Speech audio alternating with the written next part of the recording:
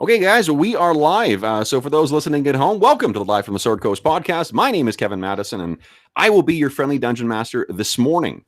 This morning, we have a very special one-shot where we're going to be playing Jeff Talanian, his very cool Astonishing Swordsmen and Sorcerers of Hyperborea 2nd edition. And this is part of the inaugural Hobbsapalooza online gaming convention, which has been going all weekend at the time of recording. And joining me today are the stars of today's Sword and Sorcery Weird Fiction session. I'll go the order that you guys logged in. First up is the man, the myth, the legend, Jason Hobbs. Oh, hey, man. I was for sure you were going to say something like Carl Rodriguez or something for that introduction. Hobbs, why don't you tell us who you are and who you're playing? I am Jason Hobbs, the host of Hobbs and Friends, co-host of Hex Talk and the Crazy Talking Person on Random Screed. Those are all podcasts. I also have a live stream here on YouTube. And that's enough about me. Let's learn about the awesome Keelak, the Eskimo shaman. He looks like a pretty badass dude, and I don't know that much about him because he's a pre-gen. But I think he's going to be pretty fun. And I'm excited about it. Thank you. Nice. All right. Next up is Carl. Who are you? Who are you playing? Hello, my name is Carl Rodriguez. I'm just an active member of the OSR community. I've known Jason for a while. We used to do play-by-post back in the day on Hero Central. Today I'm playing Matanga Nedja, who is a Moorish scout, but he is actually a pirate at heart, but a pirate without a ship. Mm-hmm. Cool. And next up is Josh. My name is Josh. I'm fairly new to role-playing. I stumbled onto you guys on the interwebs, and I'm excited to get down with Mandos of House Metasakos. I am a slaver and from Ix, and I'm a pyromancer, so I love fire. Nice. And next up is Kip. So yes, I'm Kip. I'm a longtime gamer, and I actually backed the Ash Kickstarter recently, and so I really was looking for an opportunity to play. And I am playing Kellen, the Cimmerian Barbarian. Nice. And last but not least is Aaron. Oh, Aaron's muted, though. I hate it when that happens. I got all this background noise, so I try to juggle the microphone a little bit. I'm Aaron Clark. I'm playing Zarzal Ghul, who is an outcast from the Hyborian Familia line, a warlock. Nice. Okay. So, guys, I've played with Hobbs before, but Hobbs actually I've never DM'd for Hobbs before, so I like to use some cinematic techniques in my framing for the game. So we're starting off with a scene, and what we see is this black screen, which is then suddenly illuminated by this flash of lightning across the sky, which shows us this ship that seems tiny compared to the massive roiling waves on which it's traveling. Up to the peak of and crest of one, and then down to the other, and goes swooping down. As the camera goes in, it does appear as if this ship is going to be swallowed by these enormous roiling mountains of tempestuous water. And as we get closer, we see a deck full of desperate and hardened men were racing around trying their best to try and keep this ship aloft. And every one of these men you can picture as being kind of a Hyperborean equivalent of the miscreants and misfits from the Pirates of the Caribbean films. Each one of these men has a missing eye, or has their, part of their scalp gone, or some other horrific scarring that tells us of a life of violence and desperation. And as we cut through all these men running back and forth, we cut beneath the deck, and the ship is rocking back and forth. And we see, as we go down into the bowels of this ship, this slender form who seems to be running along with a long gray cloak on. And as she, or this figure, is making her way through the narrow corridors underneath the decks, the figure stops and suddenly darts into a small alcove as two other desperate pirates kind of go running past this person.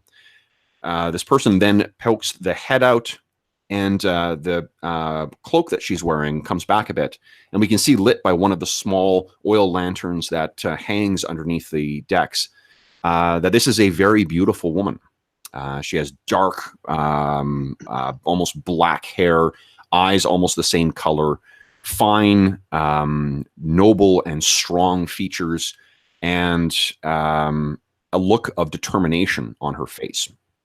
She turns, and we can see that she's got something concealed underneath her robes. She then looks back and forth and runs, seeing the coast clear, runs down the remainder of the corridor into this room, which she slams behind her.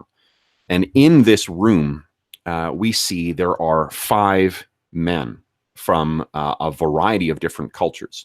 And the woman throws her cloak back and then presents to one of these men, a very, very unusually tall and pale-skinned man. She presents this blackened sword and says, "Here, Zarazal, your weapon." And these men seem to be preparing themselves for battle. We can see that they are ensuring that their armor, that their weapons are affixed, and around them is the squalor of a slave quarters. And what I'll get you guys to do is, why don't you give us a very brief description of what we see here. I'll go from left to right here. So, Kip, what does Kellen look like? So, Kellen is tall. He doesn't wear any armor. So, the picture has a shirtless guy with a kilt. And I have a big sword and a big axe. Okay. And Josh, what does Mandos look like?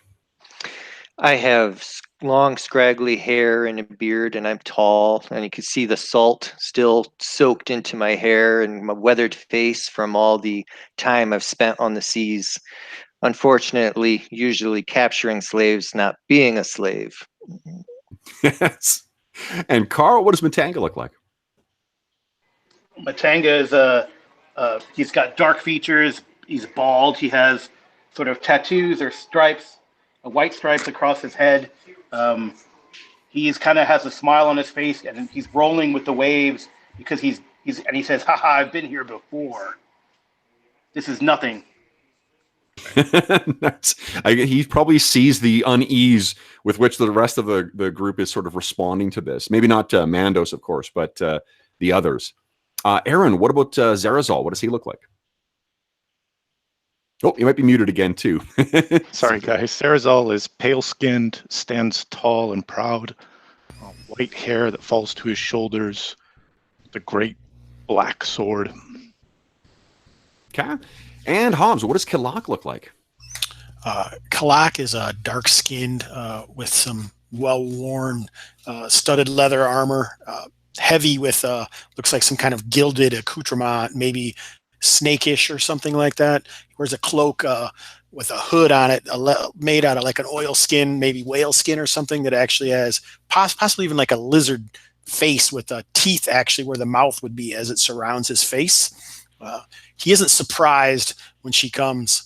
The ancestors spoke that this would happen. Welcome, lady, and thank you for your help. Nice. So this is a perfect opportunity for me to point out the function. Every scene that you guys play up the role-playing feature that I mentioned on your character sheet, you can get a point of astonishing fortune, which you can then use for astonishing deeds later in the session. And Hobbs, you get the first point of astonishing fortune. I'm such a metagamer. All right. So you guys have all you guys are all familiar with this, having read your character backstories, but for those listening at home, all of these heroes have recently been captured by Ixian slavers, with the notable exception, of course, of Mandos, who was on the voyage out in charge of capturing those slaves. He has found that he has fallen prey to the scheming and labyrinthine machinations of the courts of Ix, and now finds himself a mere slave where he was once the master. And you guys are bound for the depressing and often short life of slaves on the island of Scythium. But your fate is about to change. The slavers, led by the despicable Captain Kahero and supervised by the necromancer Sanagos, have a prize. A Brythunian, not Brythunian, I'm sorry, a woman from Chromarium, a noblewoman named Delia, captured alongside you, who it was hoped would fetch a noble's bounty or perhaps be suitable for particularly powerful rites to the serpent god Yig. However, she wants none of that. She's offered all of you a way out if you agree to protect her and escort her to a safe port. Zerazol, of course, you had been her hired sword up until the point that you and she was captured while sailing near the, let's see here, it was the Ctasian archipelago at the southern edge of Hyperborea. In addition, she's willing to pay those of you who were not in her employ before handsomely. This is far better than any deal you'll get when you arrive on the island of Scythium. And one storm-tossed night, Delia obtained the keys to your cells using charm and guile. Once freed from your chains, you discovered that the keys also provided access to the lockers where your seized equipment was stored. And as you guys have finished putting on your equipment, preparing your spell materials, suddenly the ship is tossed as the storm increases in ferocity, hammering at the hull. The whole ship suddenly lurches to the side. And Matanga, you know that the ship has run aground. You, as a seasoned seafarer and pirate, know when a mortal blow has been dealt to a ship. And you can tell from the sound of the splintering timbers that that has happened on this ship. You all, no one falls to the ground or takes any damage or anything like that. But above, you can hear the decks thundering with the slavers' footbeats and the winds howling and the thirsty waves ready to claim this ship. Your only salvation is perhaps one of the ship's dinghies, though you must kill your way to reach it. Guys, the ankles, your feet are beginning to fill with water, which is sloshing in from outside the door. What do you guys want to do? Want to run up on deck? What's the nearest way to get up on deck? If you throw the door open, it's basically like a clear shot to the one of the stairs leading up to the main deck. Are you just charging out full on, or one of the things you know is that in addition to the cruelty of Captain Kahero and his vicious acts that he calls the discipliner, he also has the sinister necromantic powers of Sanagos, the Ixian necromancer. And Mandos, this is someone who you are fairly confident is responsible for your current predicament. Not very happy with this man. No. The turn of fortune. You have had more than ample opportunity to see both Captain Kahero and Sanagos. This is what Captain Kahero looks like. Nice. And this is what Sanagos looks like.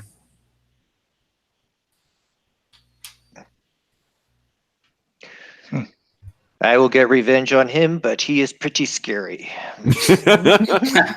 Well, what is perhaps even more scary, one of the ways that he has kept the slaves in line is partly due to the what he calls his thralls, and this is what he keeps on board with him.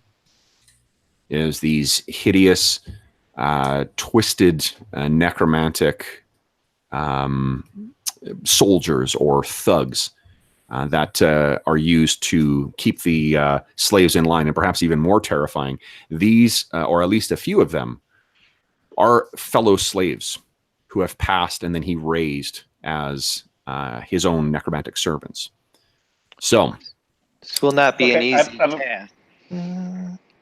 Do I naturally have my sorcerer's armor? Because it looks like it will last until it's dispelled. Can I assume to have cast that? you, I don't think that you would have cast it before now, only because the Senegos is a viciously cruel man, and we can assume that the lashes, which now scar your back, that likely would have counted as the damage you would have taken after you were enslaved. So I'll tell them I must prepare before we face this necromancer, and I'm going to cast sorceress armor on myself. Okay, so the way that I have a question. Yeah, of course. So the ship is, based on my pirate past, the ship is gone, right? There's no way to salvage it. Definitely, like whatever's hit this thing, it's going down for sure. Okay. I take it you had plans for the ship. Oh, I was gonna say something, but okay, that's fine. Based on my, my pirating day, old stories from the pirating days, but that's fine. So, I think, I guess we wait for the Ixian sorcerer, but I would say communicate. We need to make haste. The ship is lost. I remember, I know the feeling of a ship going down back in the last typhoon that I was in. We need to get to the dinghy, and that way we will have a chance. Would I know where they would be? Yes, absolutely. Yeah. You've had a steady eye, and that sounds like an astonishing deed as well. So you can get a point of astonishing fortune. All right, but I think we need to make haste. Now, Mandos, what does it look like as you cast your sorceress armor?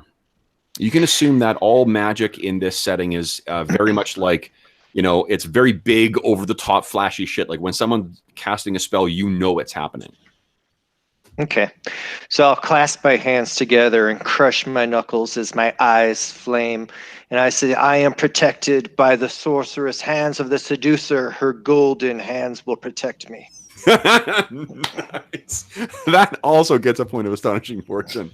Flames sort of flare around you as you gesture out and then subside. So there's only like a flickering sheen to suggest that there's any ensorcelment protecting you. Anybody else want? So Kellen seems pretty keen on getting up and getting into the scrum here. I have an action. So Sarazal's watching the water slowly fill the cabin, lapping up around our ankles.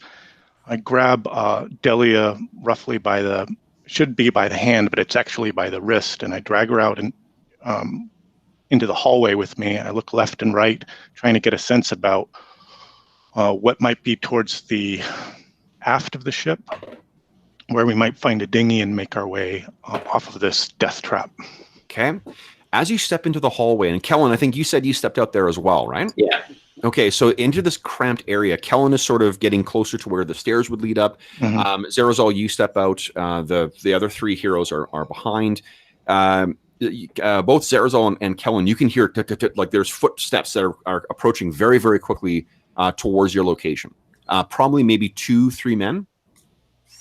And there's one set of stairs that leads to the upper deck. Yes, it leads up to I'm picturing it kind of being like 2 steps up, or not 2 steps, 2 kind of flights up, like one to the upper deck and then one to the actual like the main deck. Okay, so we're in the bottom of the ship. They keep like basically there's like you guys and then there's the bilge. Like you guys are slaves, so they're not super concerned about comfort for you. One step above the bilge, okay. Exactly. So Kellen and Zarazal, you hear that, you both spare each other a knowing look. What would you guys like to do?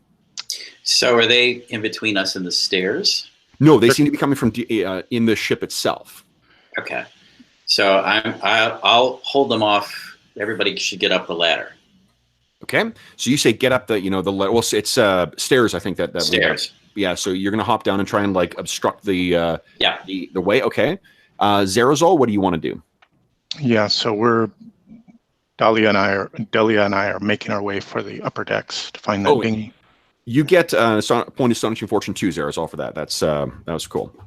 Okay, so you step out, and what happens? I guess Kilak and Mandos. I'm not sure you necessarily heard that, but you can see Kellen sort of snarls something about "get upstairs," and is brandishing his massive battle axe and bastard sword combo. What we'll do is we'll just drop in. So normally we would roll initiative. I actually rolled surprise for these guys, and you guys are not surprised. They are.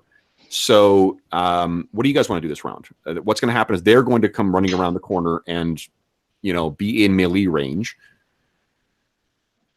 Okay. If I can, I'm going to crouch down and hide in the shadows to try to, basically as Kellen engages them to get a stab from behind because I'm sneaky like that. Yep, absolutely.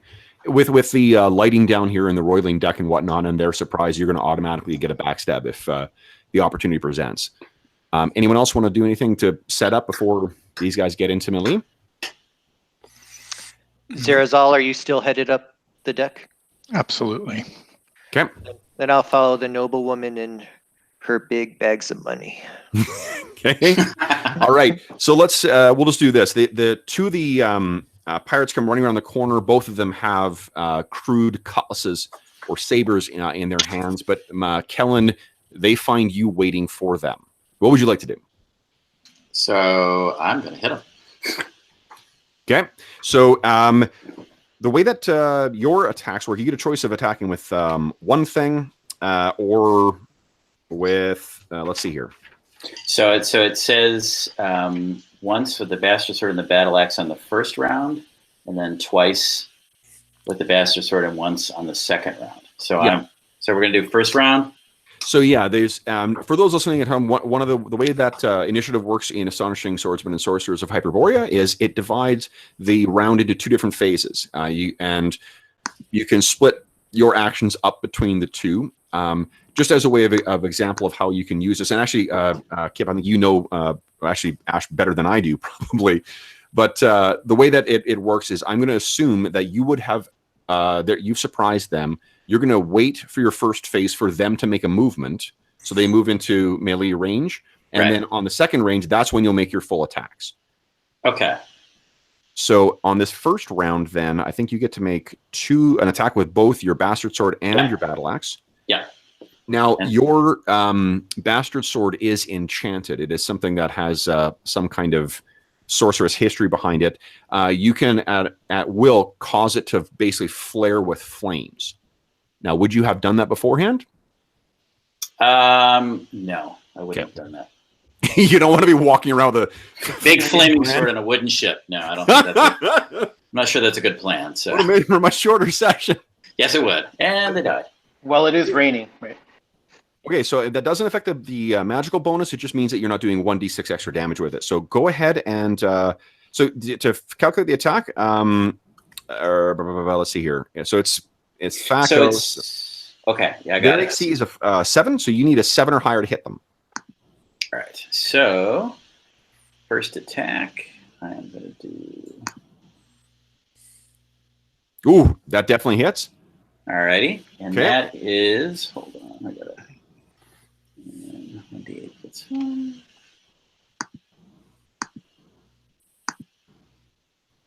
And that's 11 points of damage on the first one.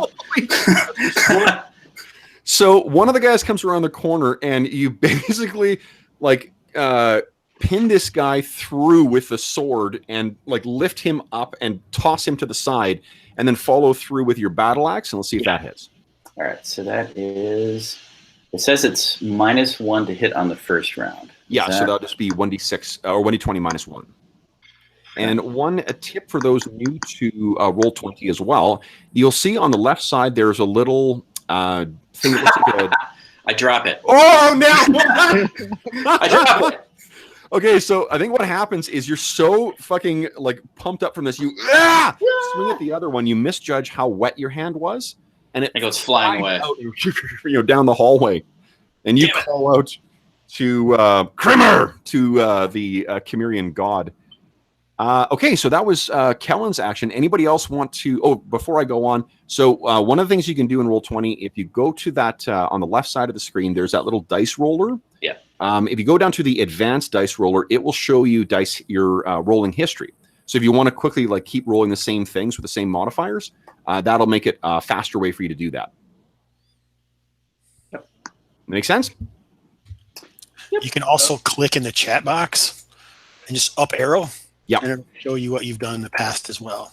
Okay, so Kellen has gone. Matanga, you had positioned yourself kind of in a position to attack if you wanted as well. Okay. This?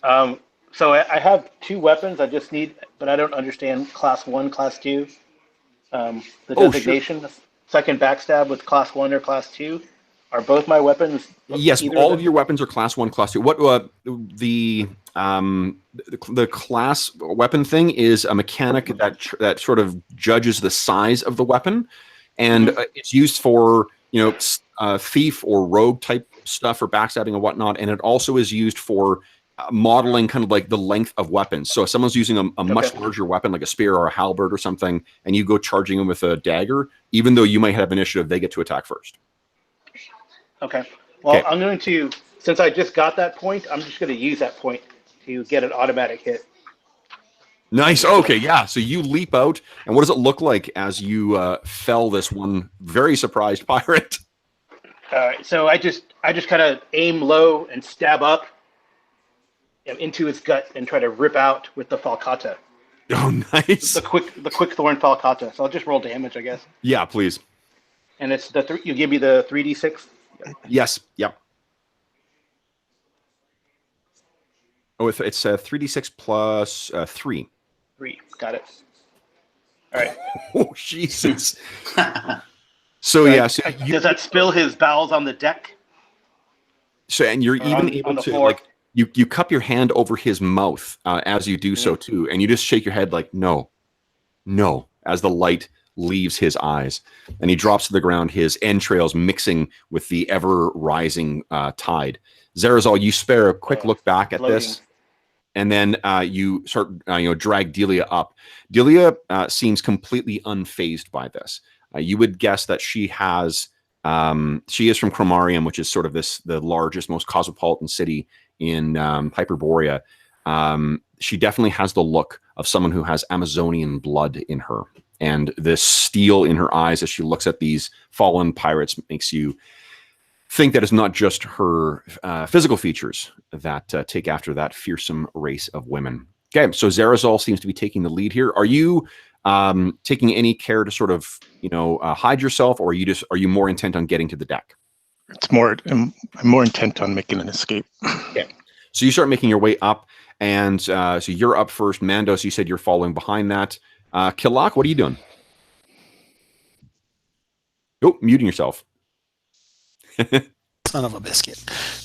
Killock will just kind of stroll up, tapping his short spear haft. I am so glad we got a son of a biscuit on the stream. Yeah, so he just kind of moves in, tapping, pushes the corpses out of the way as he follows up. Okay, so you are Killock is heading up next. Matanga and Kellen, what are you doing? So there's one left, right? Right, there's one guy left. You missed the with that battle axe, but as that pirate was about to react to you, Matanga suddenly was behind you and tore out that pirate's stomach with his falcata. So there's only 2, or there are 3? I thought there were 3. No, I said it sounded like maybe 2 or 3. There were only 3. Only 2. All right. Yeah. Well, then good. So I give a nod to Kellen, because I feel like we've done this before. Yeah. And go ahead and let him take the lead on up. All right. Okay. So so I'll watch people's backs. Do you want to retrieve your battle axe? Yeah. Oh yeah, we gotta get that. Yeah. Yeah. So what I'll do is I'm just going to say it's one round that you'll be retrieving that thing. Matanga, Are you watching his back, or are you following the rest of the group? I'm conflicted because I need to keep Delia in my sights. Just because. But Kellen is my battle brother, so I will make sure that he nothing weird happens, or there's no more foes to take down. Okay. So I hesitate, but I stand fast and wait for my battle brother. Okay. Excellent. So we cut then to Zerazal coming to the deck. You've got your armor on, and am I correct in thinking that you would be wearing the signature kind of conical, helm that the Hyperborean race are so well known to wear? Right. I'm not wearing my helmet now. Okay. When I step out onto the deck, the wind whips up and my hair flies back, and it's kind of plastered to my brow a bit with the spray of the seawater. Okay. So when you look, to if they didn't see your eyes move, you would appear to be a perfect marble statue. Your white skin, glistening in this fog, in the rain. And on the deck, it's the absolute chaos that we saw at the beginning or at the outset. It's, these pirates running back and forth. And at the far end of the ship, you can see the cruel Captain Kahero screaming out commands, waving his giant battle axe around to the various crew members. And standing next to him is, of course, the sinister Xanagos. Right. So, what do you Any have? sign of these dinghies on the deck? Yeah, you look over and you can see that there are what was described. I'm trying to think here. Do you think you would have been? I think that Matanga would have been describing that to you. Why don't you give me a D6 roll, please?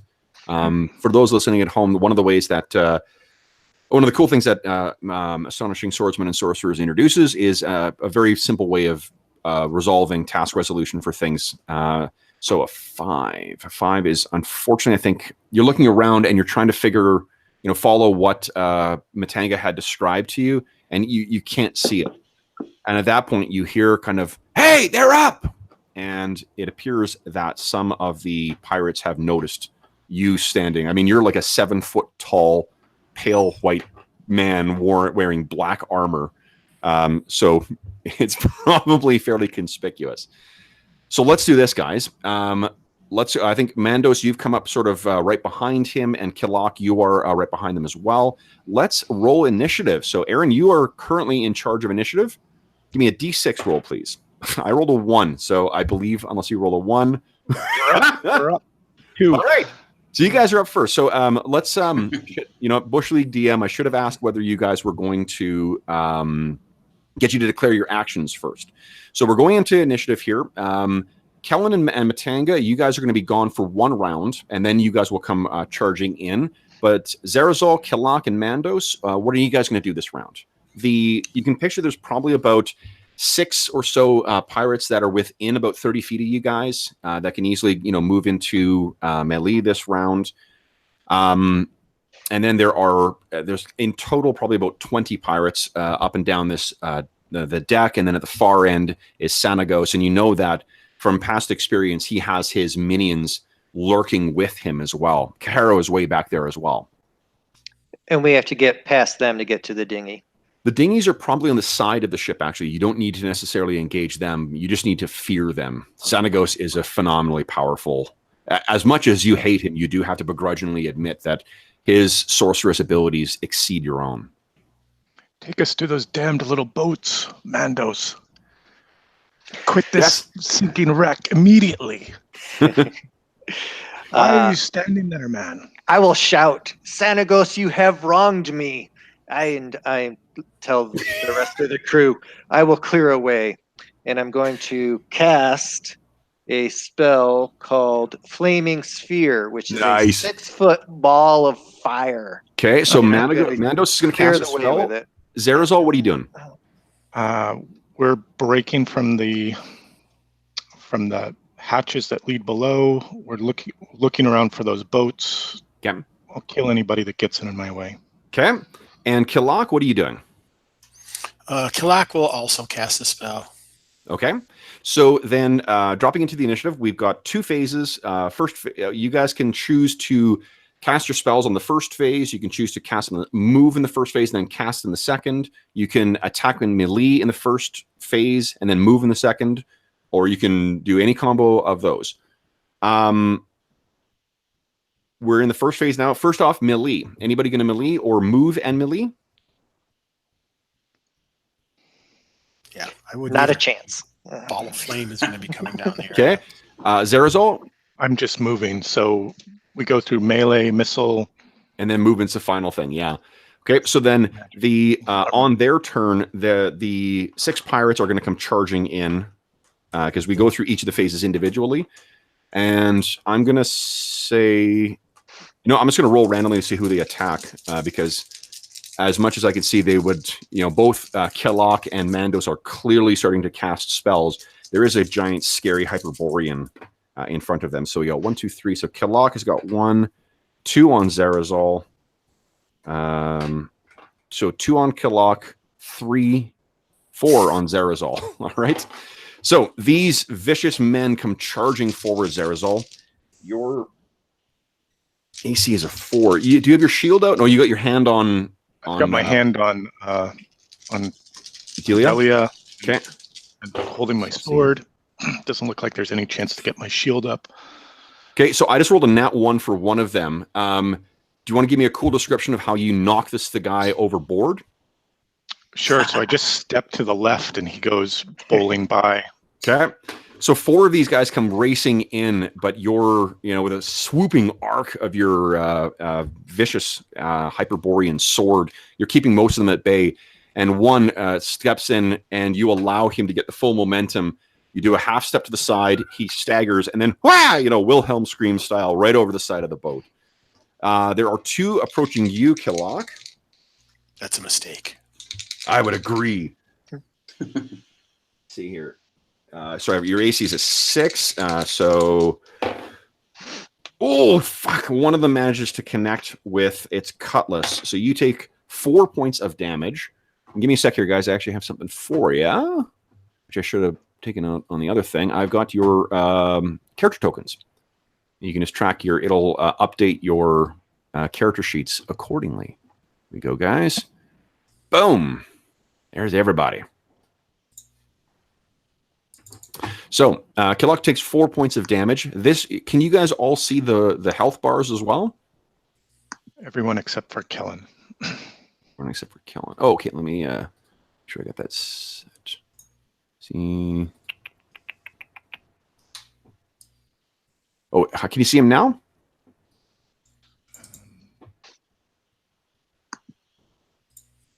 I don't see Kellen's health bar yet. Oh, not his health bar, no. Okay, what have I done wrong here? Second page.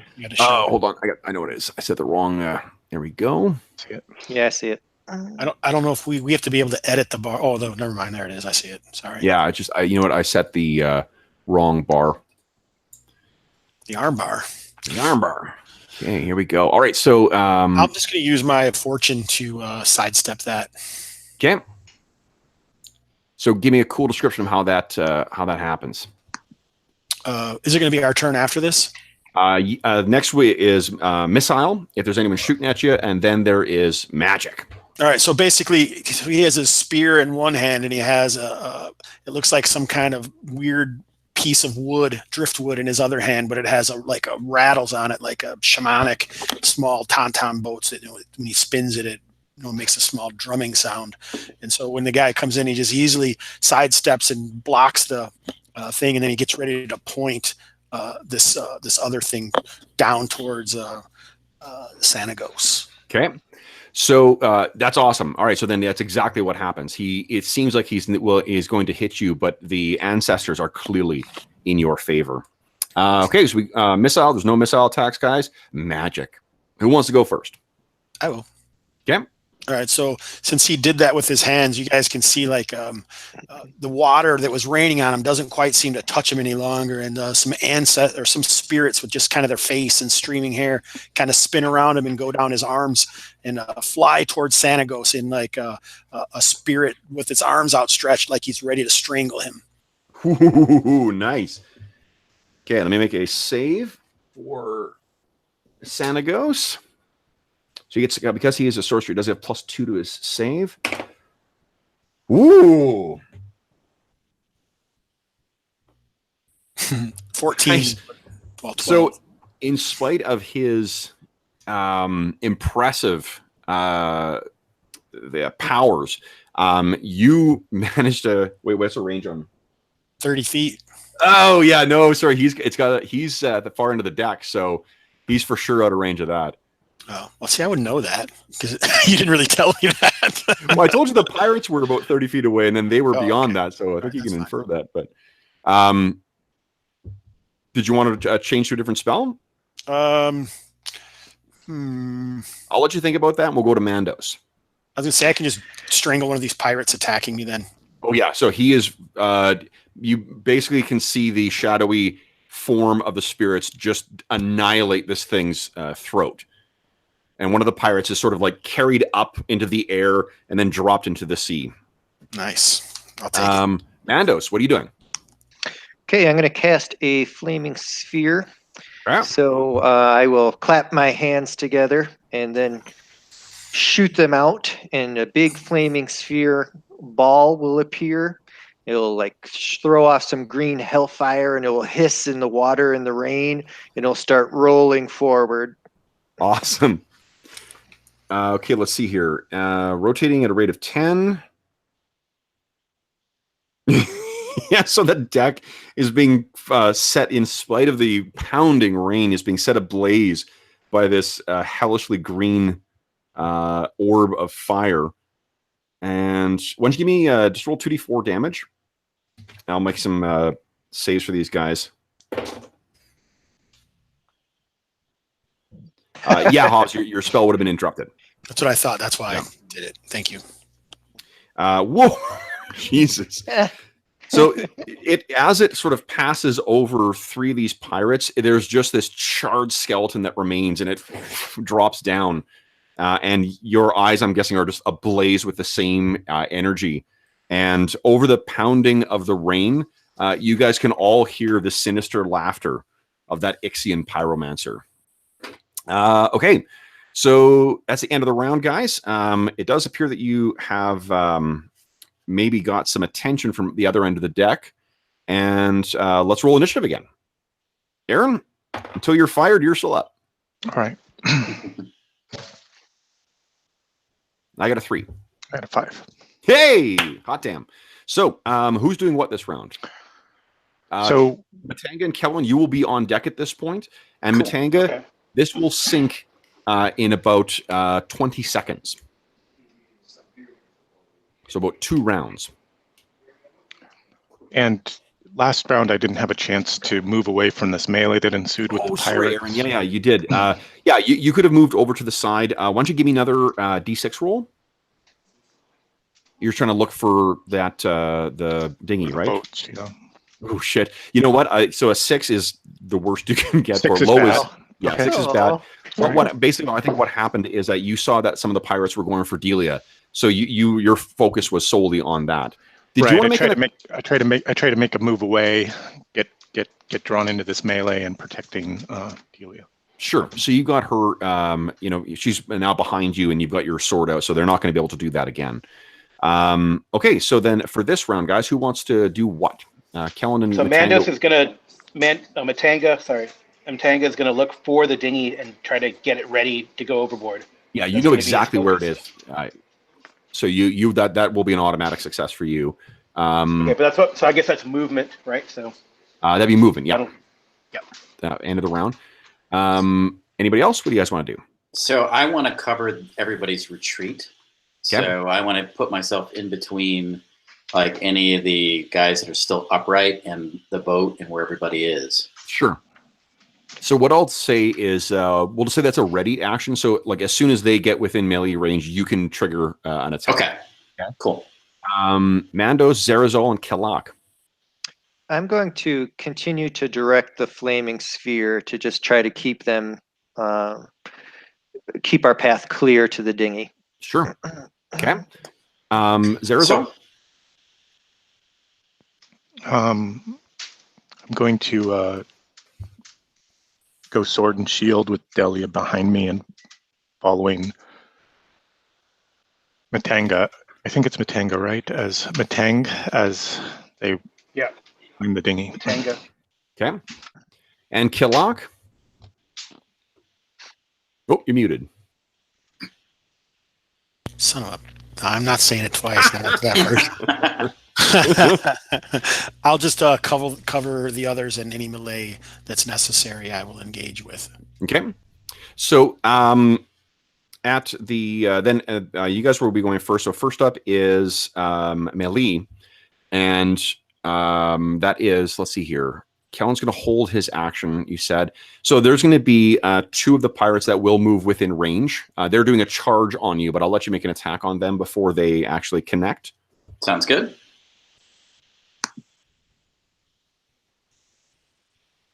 Ooh, that's definitely a hit, yeah.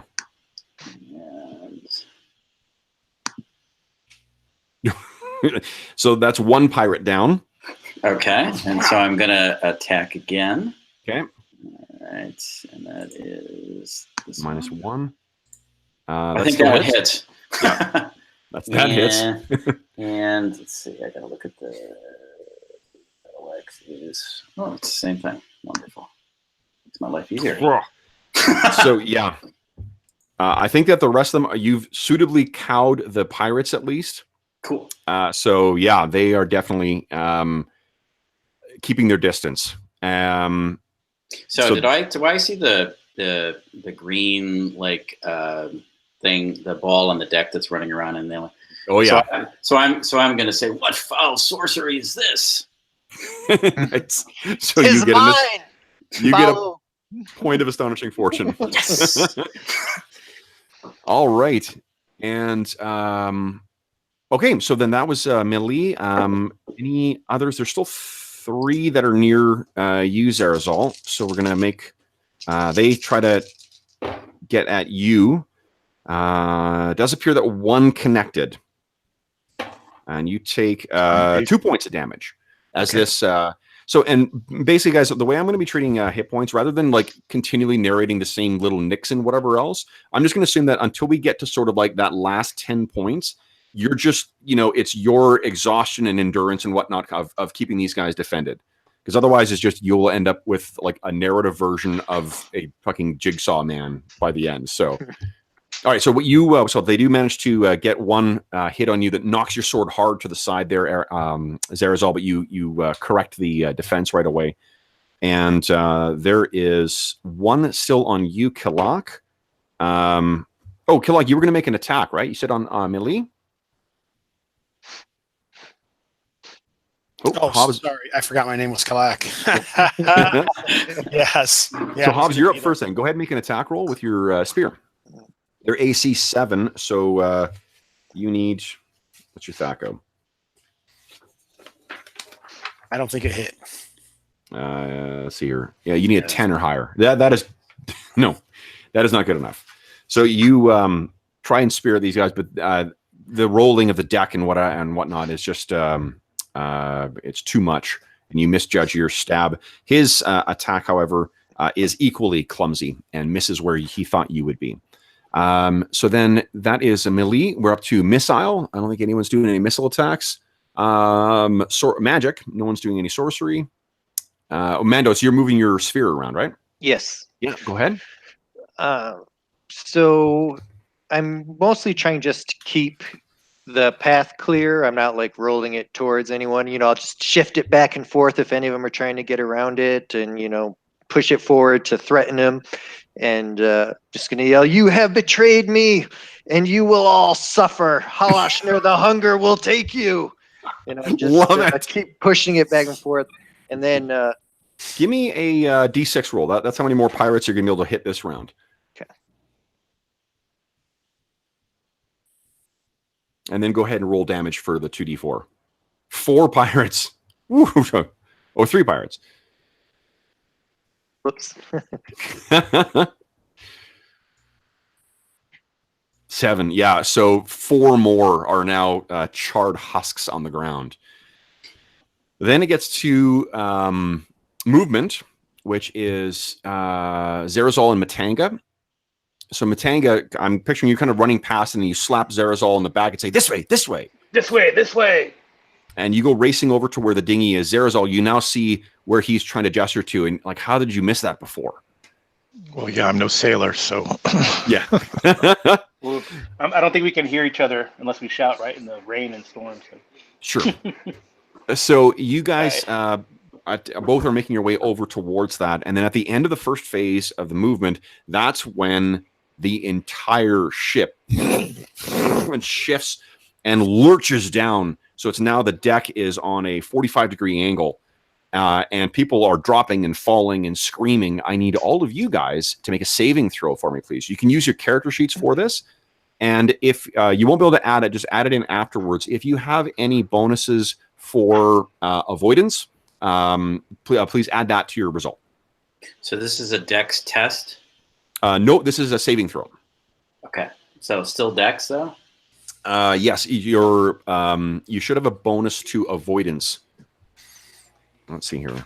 On your character sheet, just click the D20 next to your saving throw. Yeah. Ooh, Killock. Oh, okay. Hang on. Let me try to figure this out. Zerazol succeeds. Nice. So Zerazol, you keep your footing in spite of this, the lurching. Ooh, Mandos. I don't see it. I just see a picture under my guy. Hold on. I don't see sure I got it. Kellen. I just see bio and info. Oh, you know what? Yeah, fucking Bush. It's another tab. So there you go. How's that? There we go. Yep, now I see it. I'm good. Make sure everyone else has. Yeah, it's all controlled. Fuck, who set up this thing? Jesus. Okay. Hold on. And it's okay. So everyone else should have access to their characters. Good. So I just click on the dex thing. No, you click on avoidance. Saving throw. The D20 that's there. Yeah. Got it. Yeah. Okay.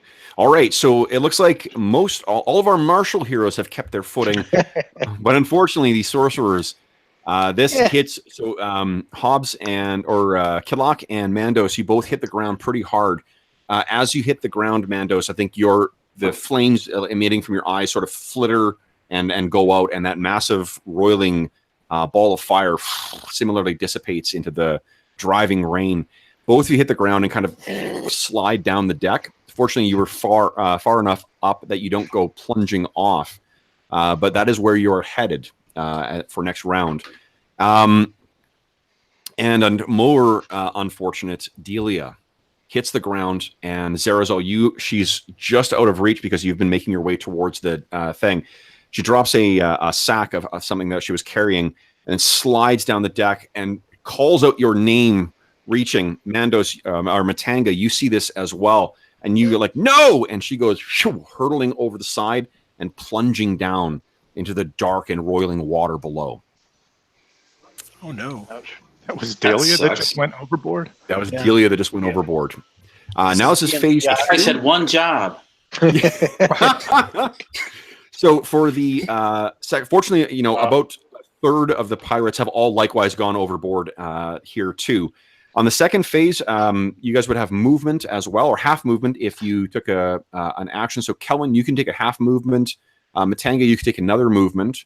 Zerazol can take another Matanga's going to dive into the water after her. Okay, nice. Okay, so that's your action. Killock and Mandos, would you kindly give me another avoidance save? See if you join them in the water. Nat 1. Ouch. So, Matanga, you're. Let's see. What is Zerazol and Kellen doing? Yeah, so I've seen everybody go over the water. Is anybody near the boat that we were supposed to get? Matanga is right near the boat right now. Oh, actually, Matanga would have stepped on the dinghy and dove overboard. So you sort of spare a look back. Yeah, I think and realize Zerazol and Kellen still on the deck near the dinghy. Yeah. Yeah. Let's just get this dinghy into the water as fast as possible. Probably both standing in the dinghy and then cutting the ropes on either side. Yep. Aft I'm and going to do bow, that. and then just drop into the water and hopefully we can collect our Try to find our friend companions, up out of the sea. They weren't wearing armor. At least Delia wasn't, so she's probably swimming. Yeah. Fortunately, I think the only one who may have an issue with swimming is really Zerazol. Yeah. Yeah, I mean, I'm in splint mail right now. Yeah. Okay, so wasn't the best choice, to start. Mandos and Killock, you go hurtling overboard. You try to reach out and grab the side or the side of the boat, but you unfortunately kind of pogo or pinball off of the side and then down into the dark water. Killock, you're no stranger to both of you guys have spent time around water before, so you're not sinking by any means, at least not yet. And okay, so that's the end of the round. We're just going to drop out of combat and just do more of an informal area here. What I need is for the 2 who are in the water, 3 who are in the water now. So Matanga, you likewise dive below. But one thing you spot before you dive down into the water, Matanga, you look down and there's a flash of lightning above you, and the water is illuminated, and you can see her form. The cloak is sort of billowing around her. Her long and bronze limbs are sort of reaching out, trying to stay afloat in here. And you see about like 2 feet away from her, very briefly illuminated by the lightning, an enormous spined, scaly form surfaces from the water, and with a humanoid arm, again covered in scales with vicious claws on the end, it plunges below the water and seems to be going in the direction where she is. And then it's blackness again. Would you kind of give me a D6 roll? I'm going to go on your pirate secondary skill, see if you recognize what this is. Oh yeah. 3. So you've heard stories. You've been around. This is not your first time to the rodeo, as it were, and you've heard stories from aged sailors and those who have applied the mysterious regions of the Hyperborean seas. And they say that there is a race older than man, older than even the Hyperboreans, even older than the Vurmis, who lurk in the hidden mountains at the center of the continent. A race that wholly predates man and speaks and prays to a forgotten god that lies dreaming deep beneath the waves. These you've heard of spoken of as the dwellers of the deep. Do you plunge down into the water knowing that ancient and blasphemous race lurks beneath the blackened waves? I mean, if it's definitely threatening Delia, yeah, I'm going to try to intercept it. Awesome. Love it. So you dive in and plunge into the water. Now, one of the things that the 3 of you who are in the water now, you realize it's not as cold as you would have expected. The water's actually relatively warm. The seas of Hyperborea are, generally speaking, pretty fucking cold, even for ocean water. But this seems actually fairly, like, almost Mediterranean. Okay, so on the next round, I need Mandos, Matanga, and Killock to give me a D20 roll. This is going to be checking to see if you drown. Those of you, let's see here. Killock, you're wearing light armor, so you need a 4 or higher. Mandos has no armor, 1 or higher. Matanga, you've got light armor, but I'll let you roll twice because of your pirate background. And then on this round, Kellen and Zarazal, you hop into the dinghy. Nice. Yeah, so you guys are fine. You're above, in spite of the waves going up and down. You guys are able to keep yourself above water. Kellen, you spy that, or rather that sack that she dropped rolls at your feet or slides at your feet. So you quickly, kind of kick it into the dinghy, and then you and your Hyperborean ally hop into the dinghy. You both cleave each a rope, and it rolls down and splashes into the water. You guys are about like 1 round of swimming away from everybody. Matanga, would you give me another D6 roll and see if you can spot where Delia is? Nice. Okay. Yeah. So you see exactly where she is. It's all black, and you're sort of waiting for the lightning strikes to hit, and then the lightning hits, and what you see is her face looking at you, and she locks eyes with you for a moment, and then you see something rise from behind her, and it looks like this.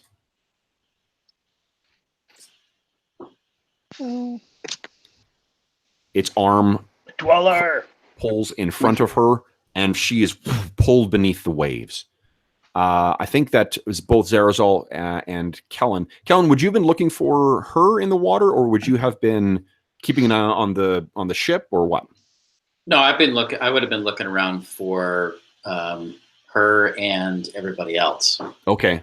So Mandos and Killock, what would you guys have been doing in the water? Are you keeping an eye on her? Are you keeping on like trying to figure a way to get out of the water, or what?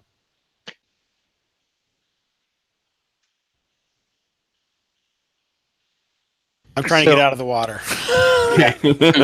I'll probably look and see what we ran aground onto so I can get up and get dry. I didn't appreciate getting dropped into the ocean, even though it is unseasonably warm. So I think the two of you see the boat splash out into the water, and you see that, stocky Chimerian and the tall form of the Hyperborean, and they seem to be trained in the water. So Zarazal and Kellen, you can see all four figures in the water, and you see Delia go under with that thing in its in its arms.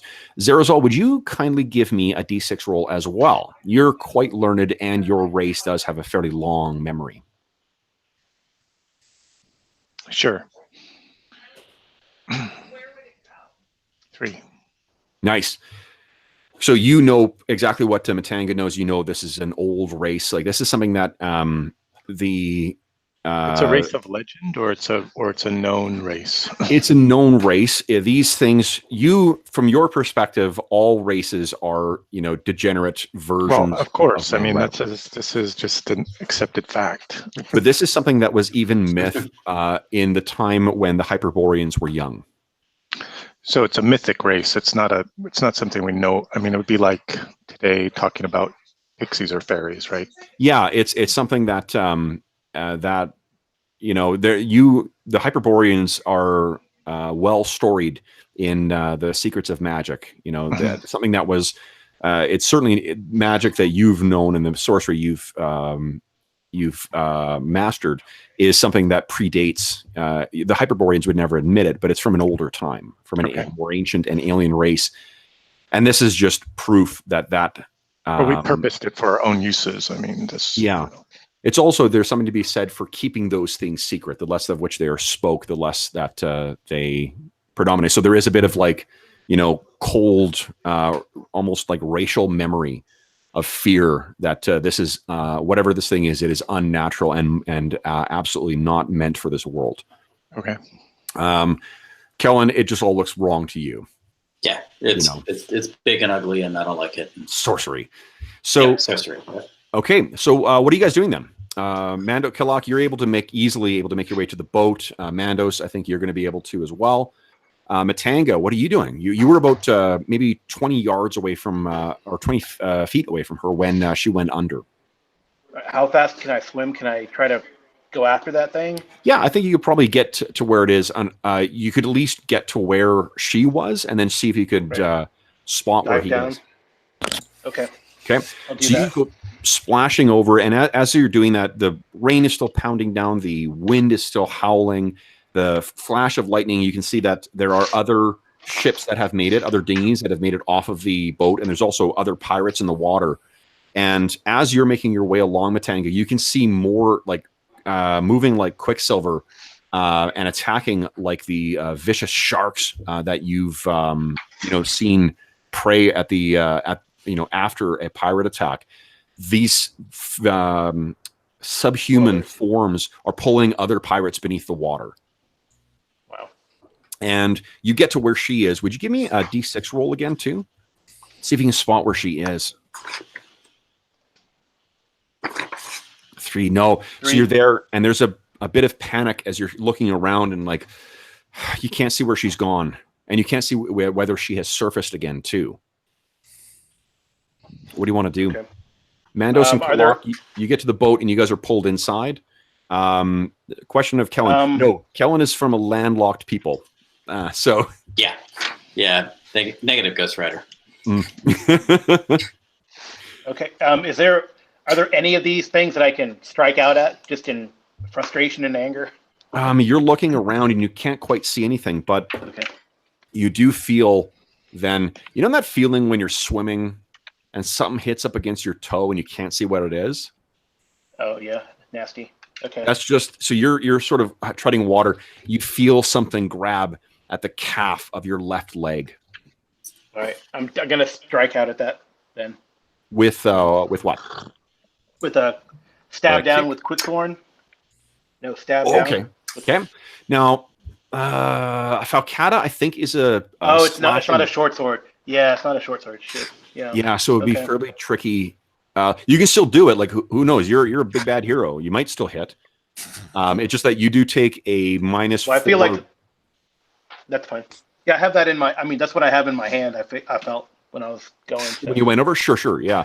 Yeah. Okay, so yeah, go ahead, make an attack roll. So it'd just be -4. Their AC is a 5. So you've got, what's your THAC0? 16. So 11 or higher. -4 means 15 or higher, So- basically. All right, but I have a net. Is a THAC0? Are my bonuses built into the THAC0? Like No. the +2 No. and the plus. So all right, so I'll subtract. I'll add 1 net then because I have a +5 total. Just go ahead and That roll makes +5, and it's basically you need a 15 Oh, or it says higher. I have +7 +7? to A hit quick roll? with this weapon. Yeah. Yeah, then On go the ahead, character roll sheet. +7. It's just you need a 15 Okay. or higher. Oh, I see what you did. All right. Yeah. I just factored the -5 into that end. Whoa! Hell Oh, not yeah. natural 20. Okay, go ahead and roll Okay. damage.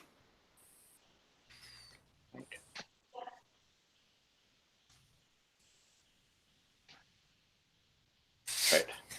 Nice. Nice. Okay. All right, so blood and bubbles come up from where your sword has struck, and whatever it was that was grabbing you has released. But your mind immediately goes to your experience in the past. Blood in the water is generally bad. Yeah, it's bad. Okay. Okay, so Matanga seems to have. You guys can all. Killock and Mandos are in the boat now. Killock and Mandos both have sufficient experience, so they would know how to actually move this thing. Though you're being up and down on this thing in the waves. There's a flash of light as well, and I think Mandos and Killock, you're the ones who aren't necessarily focused on seeing who else is in the water. Both of you see that about maybe 100 yards off to your left, there is an entire coastline there. There is an island, and that appears to be near which the ship has run aground. So you guys crawl in the dinghy. What's everyone there doing?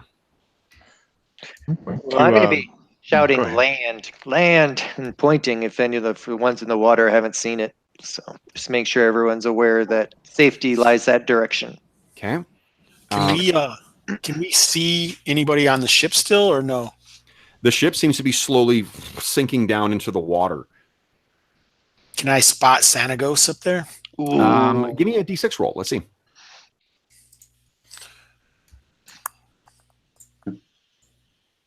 No. I didn't mean to do it twice. I got a 6 both times. So unfortunately, no. Like whatever chaos is going on there. Although one thing that does get you, one thing you think of that you heard from one of the other slaves, is that in addition to the undead creatures that sort of lurk on those thralls that he has on his boat, he has one other assurance to make sure that people don't escape and get away. It's said that he has he has used his necromantic powers to raise some creature of the deep that lurks beneath the vessel, tirelessly waiting to consume any who would try and swim away and escape. Okay. Aaron, you were saying something. I'm sorry. Oh, sure. I'm going to replace my weapon with my composite bow, keeping an eye out for our companions that are still in the water. Maybe I can use the boat as like kind of a way to kind of help draw them into the boat. Oh, sure. Okay. Mostly to be able to have a ranged attack against anything that might be threatening our escape. Sure. If you want to take opportunity attacks effectively, like you could, like, as the lightning flashes, you can see them and you could put an arrow through a pirate pretty easily. I don't have a lot of arrows that I want to waste, especially if there are things in the water that might be eating them anyway. Sure. So I'm okay with that. Okay. It's mostly just So a yeah, protector. I'm just looking around to make sure that nothing's trying to climb into the boat with us other than our friends. That appears, that's good. So yeah, you're keeping your eyes on the ground for more, or the water, I should say, for more of these things. Wow. So then nothing really. Matanga, I guess we'll go back to you. What are you doing now? You definitely can see the boat, but you can't see any sign of Delia. And it seems like the water, the whatever this bay is, because you I think see that as you're looking around, you can see that you seem to be at the entrance to some cove. All right. So can I try to determine which direction these dwellers are swimming? Yep. After they grab. Yeah, that easy. Okay. They're bringing back to shore. All right. Okay. So I'm gonna. That seems to be the direction that the pirates are heading as well, too.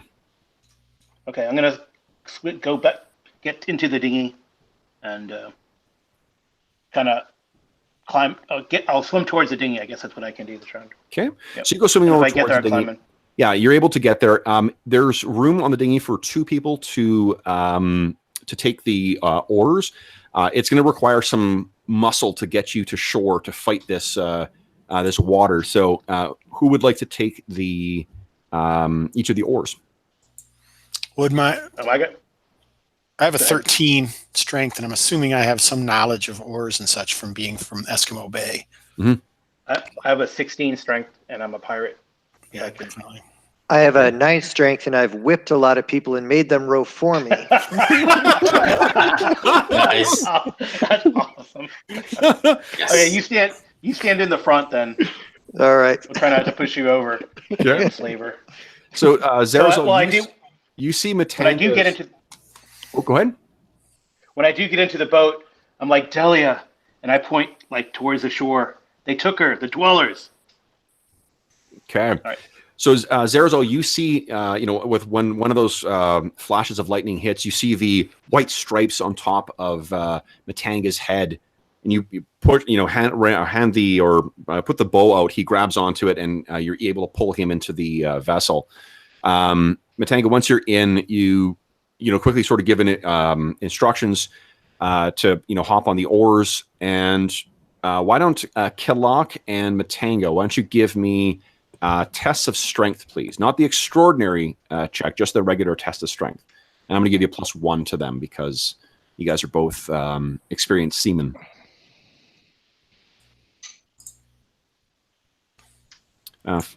Five. Damn it, twice again. First time I worked. It worked. Okay, so Killock is he succeeded, and then Matanga rolled a 5. So unfortunately, 3 on my. Yeah, so you're Killock, no problem. You're able to get into the oars, and Matanga, you're just, I think that the exertion of diving to the water and fighting that current to get back on board, you're not quite able to get your back into it the way you would like.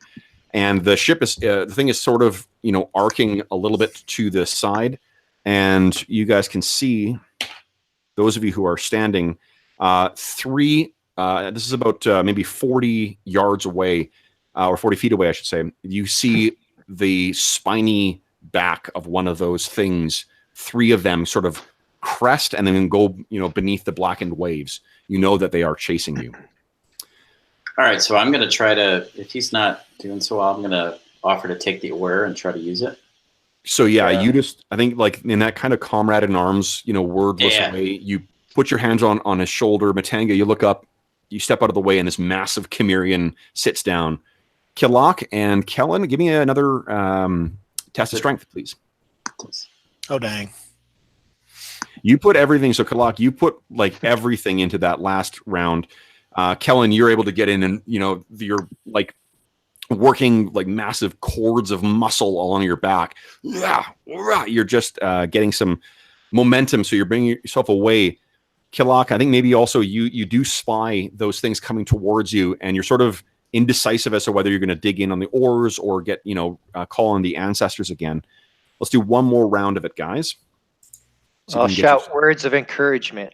Row, you fools, row! All right, so with the +1, I would make that. Okay, excellent. Okay, so both of you guys dig in and fighting against the waves. You manage to pull yourselves away from the now sinking wreck as the whole vessel sort of sloughs to the side.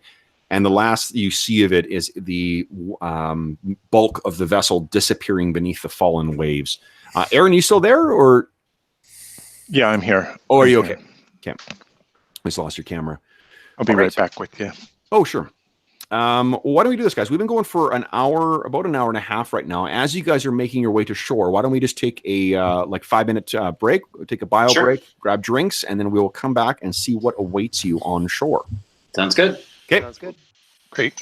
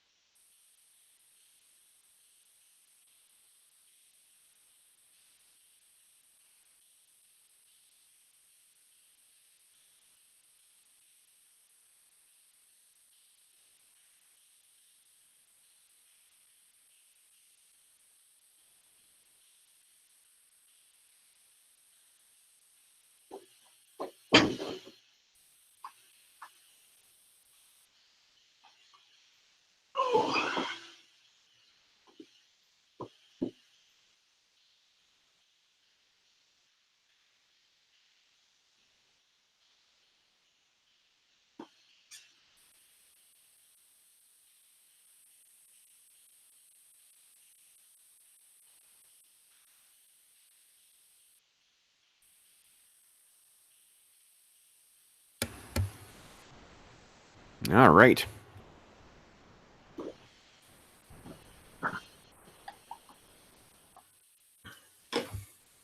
Kip, you said you backed the Kickstarter as well, too, right? I did, yeah. Yeah. Yeah, I like the flavor of it. Totally. Yeah, it's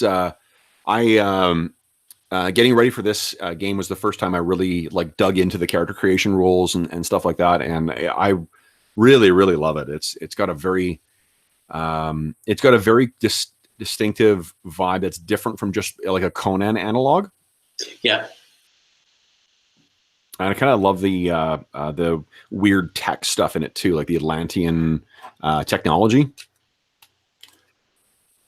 And the Lovecraftian stuff as well too. Like that's all Yes, good stuff. Yeah, one of my all-time favorites is Lamentations, Oh yeah, okay. and so I really love all that kind of weird kind of stuff. Mm-hmm.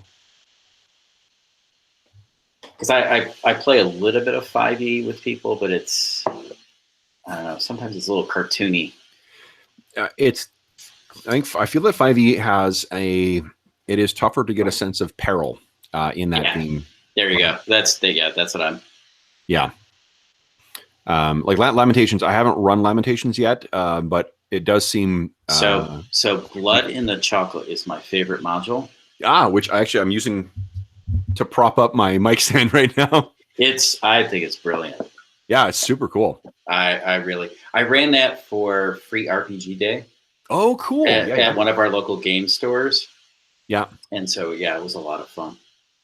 There's a lot. It seems like there's a lot of fun puzzle shit that's in that. Yeah. See, I like that too. I like the puzzle. I like the puzzle stuff. Yeah. Mm-hmm. Okay. So we're waiting for Hobbs. Aaron, are you back or? See, step away. I got to check a look at the. No, Aaron's still gone. Back. Oh, Aaron's back. So we're waiting on Hobbs. Oh no, Aaron's still gone. Aaron's still gone. Okay. Yep. All right.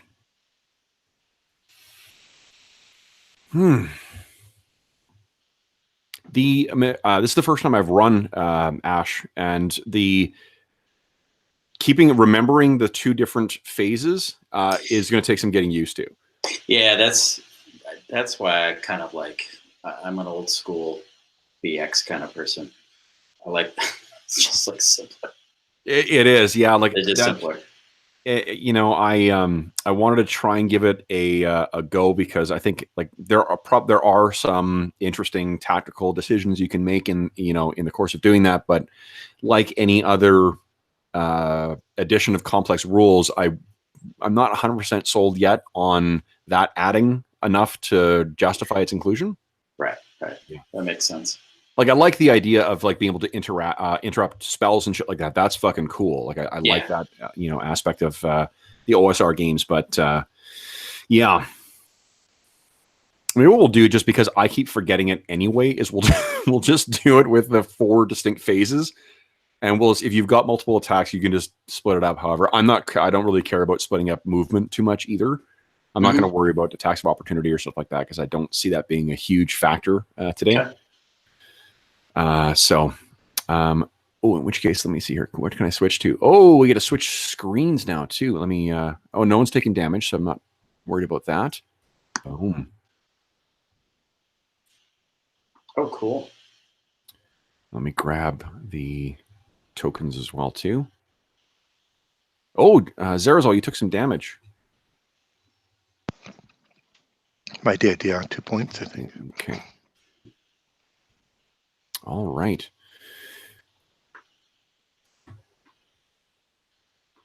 So what we'll do is actually we'll just jump back in, and Hobbs can. There's not, I think, anything super important that's going to happen here. He'll be mysteriously silent for this. So as your ship comes ashore, this is very much what you guys see. As the lightning crashes, there's these massive swooping cliffs that seem to rise above you.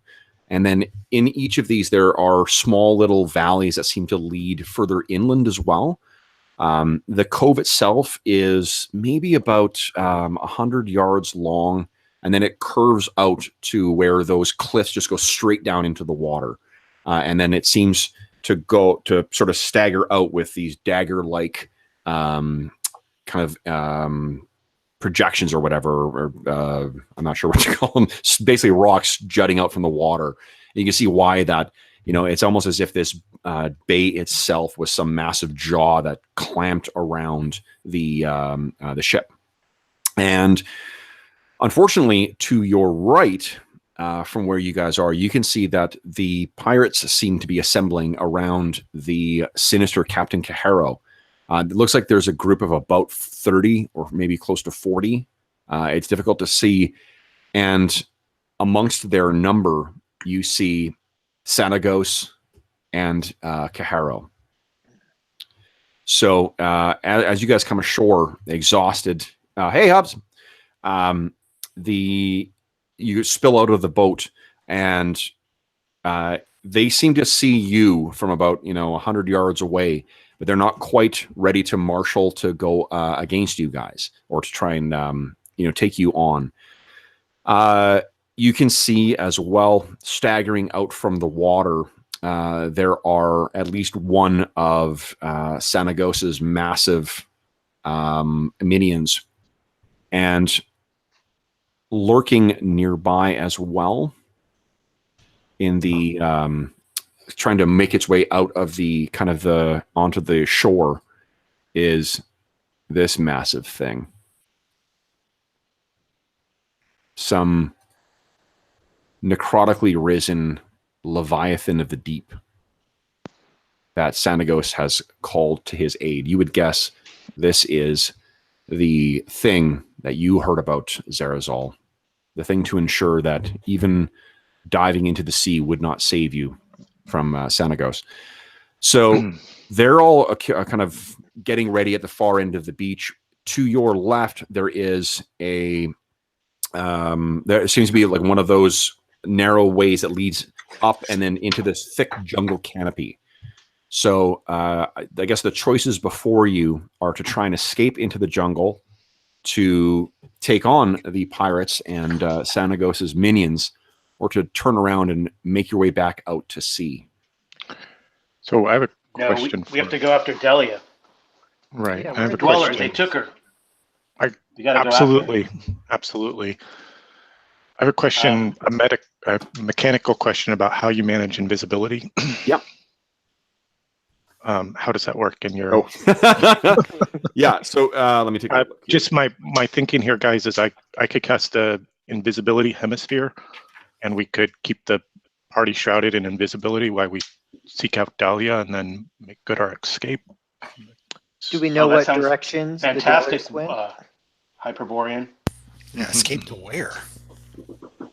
Well, We'll find the girl, then we'll find the escape. Did you So- guys see if they went in that path? we have this dinghy. Did we pick up the bag that she left on the boat? Kellen kicked it into the dinghy. Okay, good. Yes. You can grab that. And I don't know if you guys know this, but this seems like a GM fiat to get rid of the girl. So I don't know. So I'm going to look for tracks. I'm pretty good at looking for tracks. Okay. We And didn't see what direction they went then.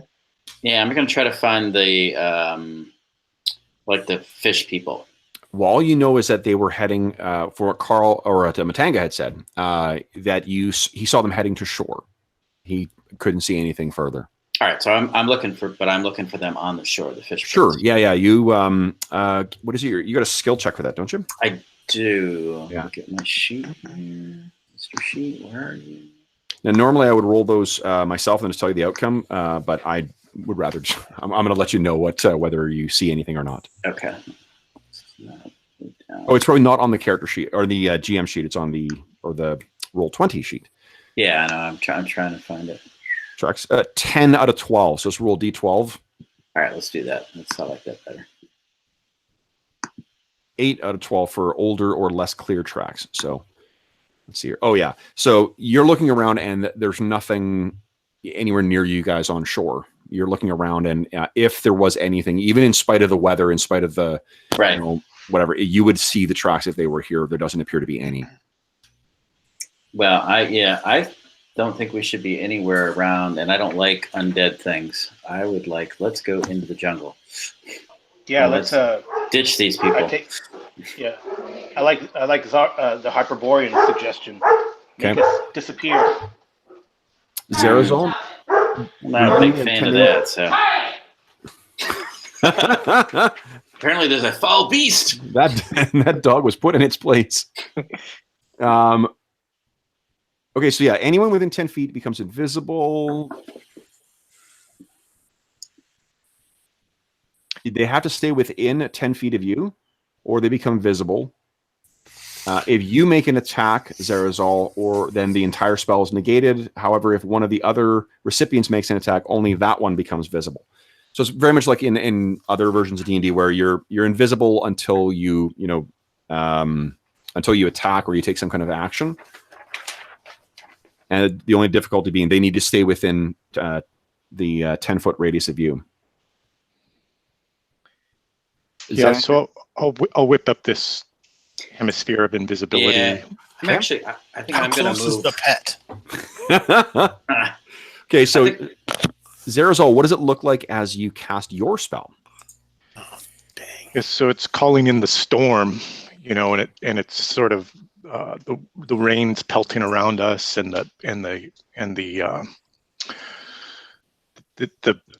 trees and the foliage on the beach there just blowing, and then we sort of pass from view, and then we pass into this nether, this visual nether space between the two realms. So the Mandos, as you hear Zarazol casting this spell, Kellen seems like he's taking a step back.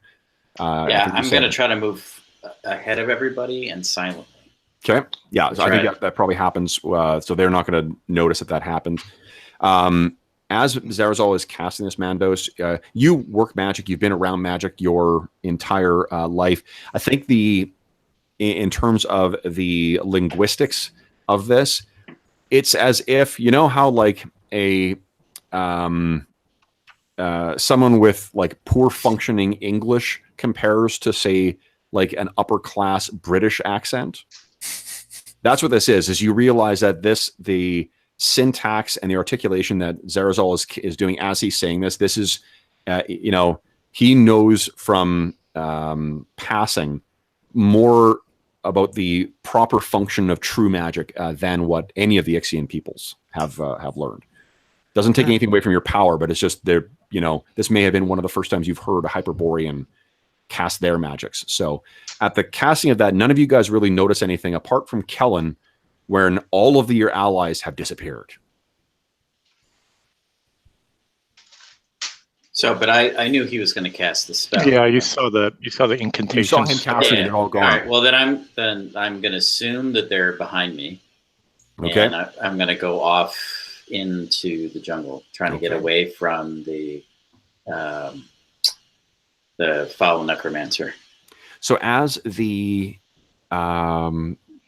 survivors of the wreck begin to sort of put together a party to try and come and take you guys on, you vanish from view and disappear into the jungle. The scene has ended, and we'll cut to the next morning. Oh, okay, so we did get away from that thing. I didn't think we were going to get away from that bastard. Yeah. So as morning comes, you guys all awake, and you can see what you see on the screen is largely sort of where you have come to rest. After several hours of tromping and bushwhacking your way through the jungle, you found a place that seemed to be fairly protected from the elements. And as you wake up, there is a beautiful sun that shines down on you guys in the clearing that seems to be above you. Around you, choked by vines and other vegetation, are the ruins of some ancient culture. You all wake up and look around at each other and slowly begin rising and getting yourselves ready. Now, when you got here last night, you were pretty much on the verge of exhaustion and collapse. So you really didn't, apart from knowing that this place was a merciful escape from the driving rain, you did not really take any other interest in what was going on. This is the first morning that you have awoken as well as free men. So what do you guys do? Our fortune turns. It's a beautiful morning. Freedom was foretold by the ancestors. It's as inevitable as winter coming. That's okay. You get your astonishing That's point good. back again. All right, so I start looking around for signs of those dwellers. So Kellen, we should look to see where they went. Maybe this Brune City. Okay. Matanga, why don't you give me a D6 roll? I also have that Are you just like thing, you're too. looking on the ground for them, or are you trying to study this kind of area? I don't know. I think I'll be looking for tracks, I guess, maybe. Okay. Yeah, I'm going to do the same. Okay, so the two of you, you definitely don't notice. There's unfortunately no tracks apart from your own, which led you here. Killock, Matanga, and Kellen, give me a D6 roll, and Zarazal and Mandos, what are you guys doing? As they're poking around, I'm going to tell Kellen, yo, ignorant savage, why don't you climb this statue, this masonry, and see if we can get a good view of where we are. And Zarazal's going to peer around this, investigate this structure. Okay. While the others are searching for tracks. Sure. Okay. So Killock and Matanga, there is something as you guys are looking around for Matanga and Kellen are looking for tracks. Killock, you get up, and I'm not sure what you're doing, what your morning ritual is, but you stop and the air seems off. There is something unnatural in the air. And I don't mean that there is necromantic power or some kind of sorceress work. There's just something wrong here. The wind doesn't flow right. Matanga, you've got kind of that feeling as well. Zarazal, as you get up and you kind of look at this structure, you definitely can sense that, or you recognize that this is old. You've, in addition to your training as a warlock and warrior, you've also are quite well read. So why don't you give me a D6 roll again, please? I'm going to give you a pretty good chance of succeeding at this. Nope. So there's something about this that just, you feel like you're missing one key bit of information to identify what this is. And you pull back some of the vines that are, accompanying these walls. And you see something strange. There is a letter that is worked into the wall that you recognize as being something that's used in all kinds of Hellenic, so both Atlantean and Hyperborean. It is the letter Theta. But where that was finely wrought by some skilled craftsman, some other hand has carved a crude spiral around to disfigure that Theta.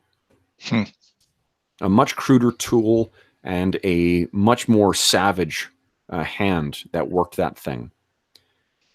Kellen, Mandos has given you a command. How do you feel about that? Not gonna. Yeah. I don't follow his orders.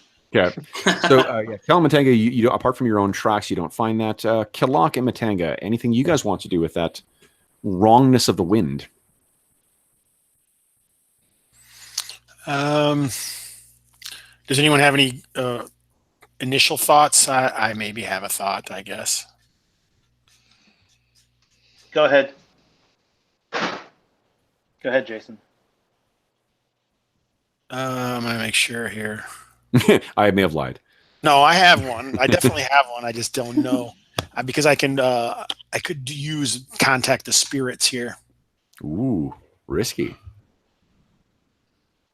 2 in 6 chance of insanity. Well, I don't know how far that really is for me. So It's a one shot, Mandos, what are you doing? Since Kellen's ignoring me, I'll just huff and storm off and see if I can get some sort of vantage point. So looking through, where the carvings are, and see if I can climb any of the vines or anything. I'm kind of weak and carrying a staff, but I'll do what I can. Okay. Why don't you give me a D6 roll as well, too? Let's see if you're fairly traveled. Yep. Okay. So you're having difficulty finding a place to get vantage. You could just try and climb this wall if you want. I'll let you do that with a either a dex or a strength check. Okay. I will do that once I figure out. Can I do that off my character sheet? Your dex is probably the better chance. You got 3 and 6 with dex and a 2 and 6 with strength. Test of dex. Success. Yeah. Hobbs, I think oh nice. Okay, so yeah, Mandos, you climb up to the sort of the what the highest point or the apex of one chunk of these ruins, and you're able to steady yourself and look up, and you do have a fairly clear vantage of the sky here. And this is a Killock, you sort of pick this up at the same time. Wind does not really, you feel like there's Killock, just a slight strange angle to the wind. It's not like it's not coming from the side or something. Yeah, there might be something invisible here that's blocking it, or there's something just it's just not the way that wind normally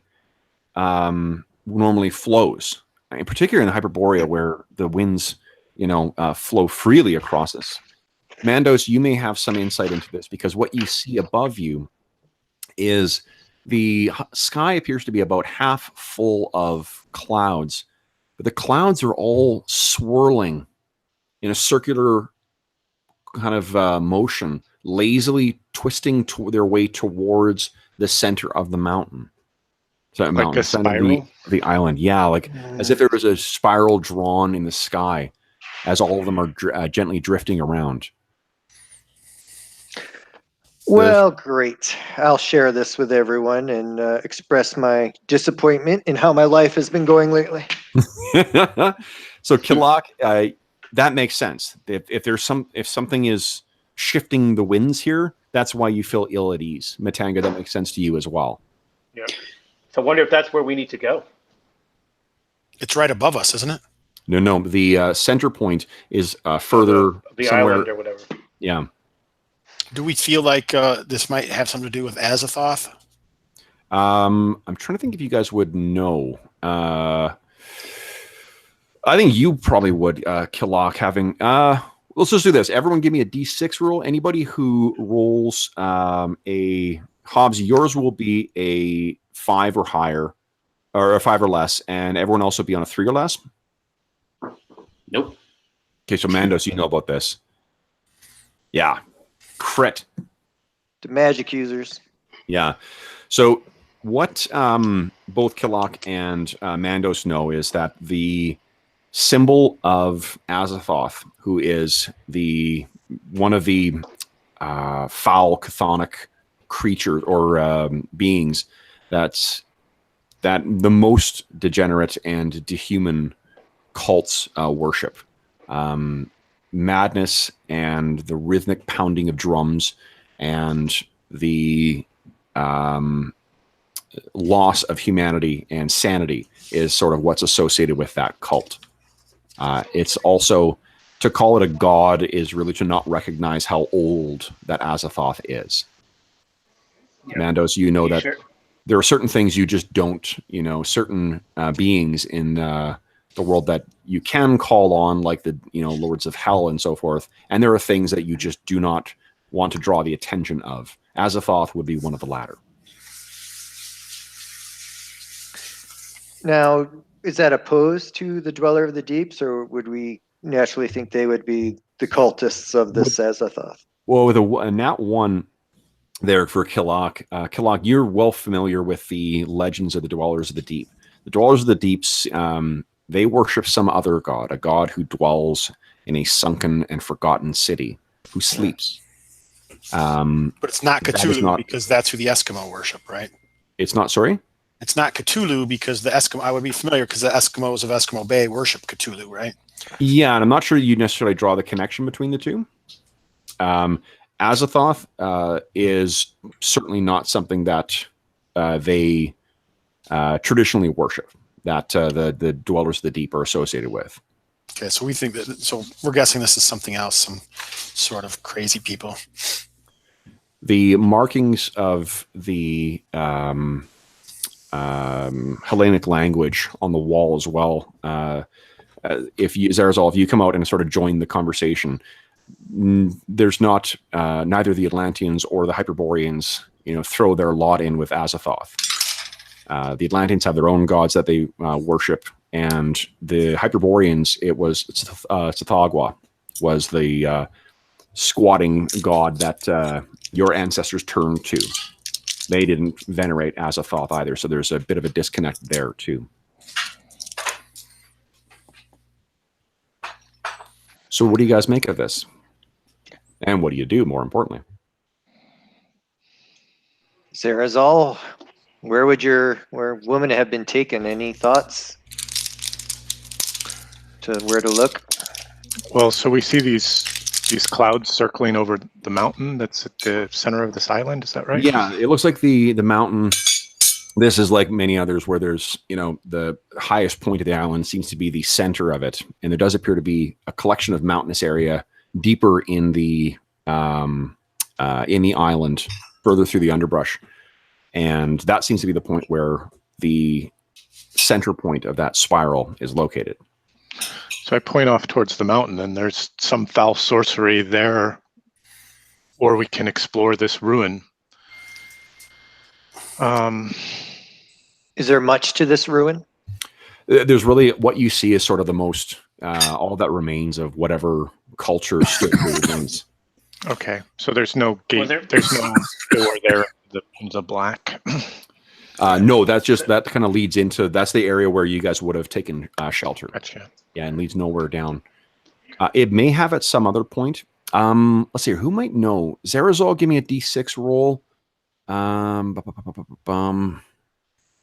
I think Mandos, give me a D6 roll as well. I'm addled. Okay.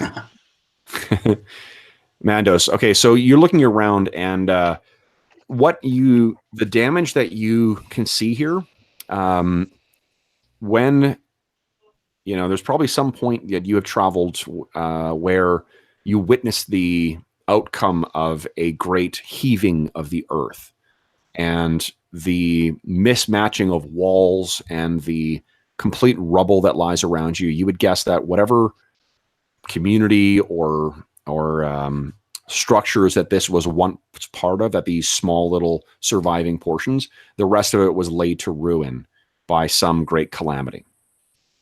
The cataclysm hasn't left much here. I think your view of the mountain, and that should be probably the path we pursue. All right. Before we go on, does Matanga have any insight? So you said I could see where these creatures swam initially, and you said they went to shore, but that was about the that's the extent of it. Unfortunately, you've got no other information as to, that they seem to be heading to shore, but where on shore, you're not sure. Back that way is that damnable captain and his necromancer and thralls. I think forward is probably the way to go. Yeah, I would want to put some distance between myself and the sorcerers. So. Okay. All right. I'm going to pause everyone here and say, Kilak, motions everyone. I have spoken with the ancestor Kalamana, and I believe our best options are to find friends here on the island. Give me but a moment. And so he basically is, if he can see a bird or something, sure, he's going to befriend the animal, and then he's going to speak with it, and he's going to send it up to fly around and look to see what he can find. Okay. So give me a little description of what we see as he first calls the animal. Where's it here? First befriends the animal. So you look up and there's this beautiful colored bird that lurks in the tree, kind of like, a mix of like a finch and a macaw. Like a bird of paradise or something? Yeah, exactly. And it's looking down at you. You look up at it, and what do we see as you cast befriend animals? So he catches its eyes, and you can actually kind of see some greenish ectoplasm kind of shift around, and it instead of just like coming out like gas, it actually would almost seem like it has more thought behind it. It kind of actually shifts, and you can see it actually approach the animal and catches its eyes, and there's a moment that their eyes seem to meet, and then the bird flaps its wings as it eyes them. Okay, and it flaps over, and Killock raises one of his, gauntleted hands, and it lands on his finger. And then you gesture again, I guess, with your little tom-tom thing. Mm-hmm. And what do you say to this thing? Well, first of all, so I'm speaking with it as well. So I basically cast 2 spells here. Yeah. Right. Yeah. Okay. All right. We have enemies on the island. Fly about and see if you can see them, and return to me. Okay. So this thing. Wait. Ask your bird about Delia. Kilak glances over at at Matanga, just kind of shakes his head like, what a fool, and ignores him. Okay. And then the bird flies aloft. So let's see. Do you want to wait here for it to return, or are you going to assume that it's going to come back to you at some point? I think we can just move on if that's what our intention is. Although Kalamana is pretty certain that the spiral has nothing to do with the deep folk that took the woman. If she will find us, the ancestors will bring her. Okay. So what do you guys think? Your mysterious shaman is telling you that, just hang it out. It'll come to you. Well, that's not what Mtanga is going to do. He's just going to go towards the mountain, because that's the only direction we have. Okay. If people want to follow, that's fine. He says, if you guys don't want to find the girl, I will find her on my own. Helen, let's go. Yeah. So yeah, we're gonna move out because I want to put as much distance between myself and the sorcerer as possible. So. Okay. And Mandos? Oh, you might be muted. Yes, thank you. You're doing a great job scouting for us. I appreciate it. I'll follow behind you. Okay. And Killock, so it seems like everyone else is leaving you behind. Are you traveling with them? Oh yeah, I will go. I will walk with them. Yeah. Okay. Obviously, the ancestors are leading us this direction. Whatever way I go, this is what he intended. You're the what do you call it? The Hyperborean equivalent of like the cable psychic. So we see you guys are tromping through the jungle. It is incredibly thick. You think that if ever man walked these lands, the land has long since forgotten their presence, and it is really tough going for most of it. Kellen, this is nothing for you. This is this is what you. This is, to be honest, I mean, soft. At least it's warm here. At least there are living things that are easy to capture and eat. You travel for about maybe about 20 minutes or so, and that's when Killock, you hear this sort of like tweeting in the air. I'm assuming. Well, actually, I shouldn't assume. What is your marching order, guys? So I'm going to be out in front, and I'm going to try to put a little bit of distance between myself and the rest of the guys. Okay. So I can be both alert and capable of ambushing things. Okay. Right. I guess. Mtanga is going to stay near Kellen, give him enough space, maybe about 10 to 15 feet, but keep an eye on him and more or less watch his back, but still, in front of the rest of the group. Okay. I'll march quite confidently behind them at whatever distance, as they move ahead of me. I just want to keep them in sight. Okay. Zarazol? Oh, you might have actually just muted yourself. Sorry, I guess I'm next. So I'll be the 1, 2, 3, fourth in a single file march. And then Killock is holding up the rear. So Killock, you're making your way along. Your fellows doing the bushwhacking ahead of you. When you hear the tweeting of that small bird of paradise, and you look up, and the thing kind of swirls down and lands on your outstretched hand again, and speaks to you, and it I'm not going to do like bird voice here, only because I think all birds in role-playing games should have what's his name? The guy who did the voice for the parrot from Aladdin. Yeah, I knew you were going to say that. Howard, or I don't. Yeah, I can't remember his name offhand. I know who you're talking about. Yeah. Yeah. Exactly. Exactly. Gilbert. Godfrey. Gilbert. Yeah. Gilbert Godfrey. Yeah. This thing lands and it tweets in, kind of Twitters, and what everyone else sees is that you get this look on your face, and it seems that the other people they seem to have they seem to be in pursuit, about maybe a day away from you, and it also says that you should run. And actually, it doesn't say run; it says you should fly, because I think that's its frame of reference. So it says you must fly, and it lands, takes off into the air. And at that point, you hear this sort of like the sound of so it sounds like a combination of something massive moving and crashing through the undergrowth, mixed with the sound of like twisting leather and clattering wood. Fly, you fools! He says as he goes running past the people in front of him. And now you're in the front. let's hear Callan and Matanga. Would you give me? I think both of you guys have hide checks, right? Or skills? Yes. So both of you guys give me those. Let's see if you successfully, because it's either going to come. Wait, Jesus, that means Mandos is at the front. Good choice, guys. Don't worry, guys. I'll take this. Everything's okay. Situation normal. Yeah. Oh, sorry. Okay, so Matanga, it's actually a D12. You're going to roll. And so I'm doing a move. I'll say your move silently will apply for hiding as well, for Kellen. So you're just going to roll a D12. You want to roll 7 or less.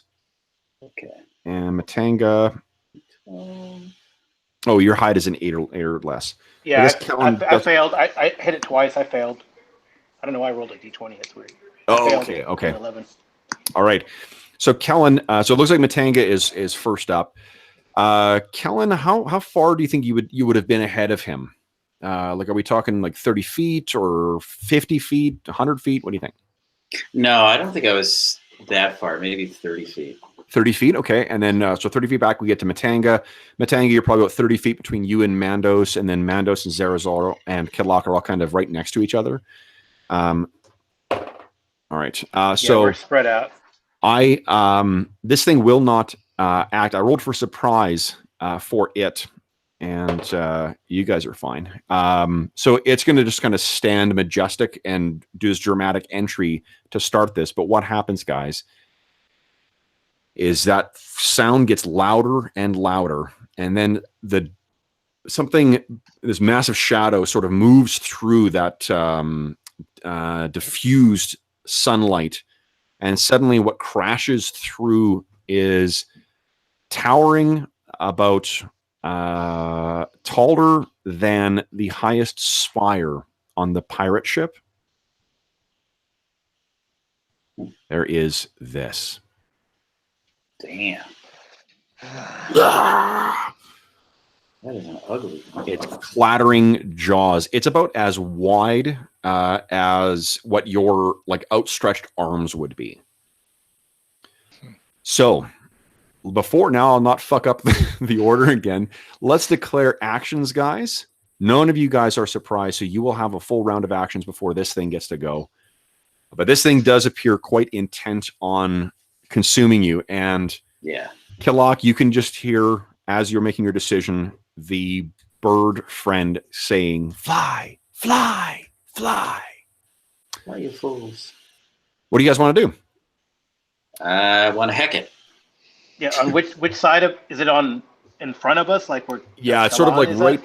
It's about. I'm going to say about maybe 20 feet away from where Matanga is, as it crashes through. So Matanga is, we're within like a move and striking distance. Kellen, it has not seen you. It seems to have ignored you, so you can see this thing about maybe 10 feet away. Right. And then you guys can sort of situate around. If you want to take advantage of the like the terrain or whatnot, we're not going to use a map. We'll just use theater of the mind. So Sure. you can, if there's something that makes sense for you guys that you would want to try, go nuts. Well, what do you want to do? Well, it's already seen me, so screw it. I'm just going to attack it. Okay, so you're going to charge in. So- Why don't yeah. you do this? So To how declare does actions? how does Quickthorn work? It says You always go first. okay. So even on a charge, or do I have to already be in melee? Nope, you can. You'll always go first. So Okay. yeah. All right. So At least I go down fighting. why don't we do this, guys? I should have said this at the outset. I'll go in the order that I've got you guys on my screen here, so you can declare your actions that way. So we're not all kind of going by. So Kellen, what are you doing? So I'm 10 feet away, so I'm going to close and attack. Okay, Mandos. I'm going to hold action to see whether we're fighting or running, because I'm okay with either option. Okay. So, and your spell slots will be back, guys. Anyone who cast spells yesterday. Matanga, we know what you're doing. Zerazol, what are you doing? Well, it looks like my companions are charging in melee, so I'll do the same. Was there any HP recovery from the rest? There would have been, yeah. I think it's your level in hit points. Okay, great. Thank you. Okay, and Killock, what are you doing?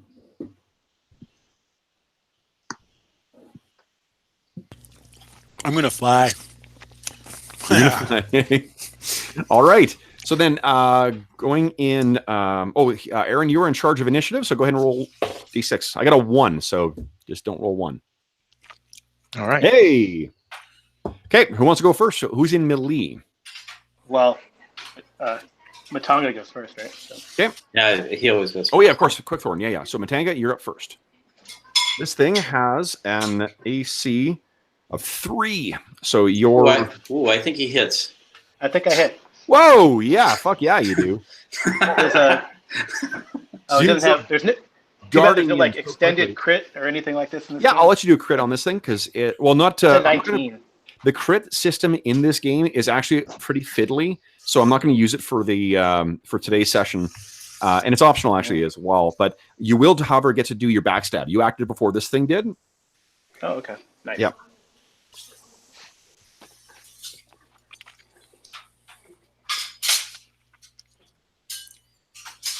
Cool. Holy shit! Wow. That was a good roll. Nice. Jesus. Nice. Well, at least I'll go down on the bang. So why don't you give me your best? It's not dead yet, but give me your best, Howardian description of how you start disemboweling this bug. All right. So I probably run up there and leap as high as I can, and just with an overhand stab, hit it, and then rip down with the gravity. Oh, your arm is just drenched in the goo. goo that makes up the interior of this thing. Bug juice. Okay. Who wants to go next? We got in melee is Zerazol or Kellen. So I'm happy to go next. Okay. So I'm going to give you +2 to hit because you're catching this thing unawares. okay, so +2 then. All right, come on. Hold on. Let me do something different. +2.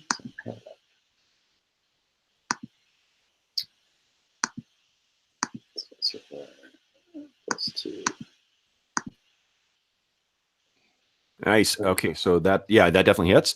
So that hits, and then I do 10 points of damage. Oh, wow. My first attack, is it still up? You shatter the chitinous back of this thing and take a good chunk out of its innards, but it's so big that it is still combat worthy. You follow up with a battle axe. Yep, I'm going to do that. And Yep. so you said +2. So Okay, 12 hit. 12. I don't think. What's your? Well, your THAC is 14. AC 14. That does hit. Yep. Woohoo! Nice. Yeah. All right. So This one seemed to have more resistance, but you're still able to crack it. okay. And next up will be Zerazol. So 9 more points of damage. Okay. Okay, I'm going to use my bastard sword two-handed. Okay, so you race in, both arms wrapped around your sword. Have you given your sword a name? No, it's a tool. It's not a thing. But Okay. I missed anyway. Oh, okay. So actually your Thaco is a 14 as well. Yeah, you would need a 12. Do you have +6 to hit or better? +2. You only have +2 to hit? +2 bastard sword, right? Oh, no, but the bonus to hit is +4. Oh, okay. So I'm at 10. I think that's still a miss. That is unfortunately. So you hit this C4. thing, and your colleagues, or your allies, I should say, have made this look far easier than it actually is, and this cracks into them. Oh, fuck, I forgot. So your sword, Zerazol, that whole time that the ship was under attack, it would have had those runes would have been ablaze because of the presence of the Dwellers of the Deep. Oh, because of the arcane creatures being present? Yes, the otherworldly creatures. Oh, I see. Okay. Sorry about that. That's I completely forgot about that ability. Man, we should have used that as a tracking device. All They're right. everywhere. Right. So you coming out of the goddamn walls. This thing. Then it is melee. So this thing. Oh, it's surprised this round, so it's not acting. Next up is sorcery, which no one's casting any magic. So it's movement. So Mandos and Kilak. And Kilak, you said you're beaten feet?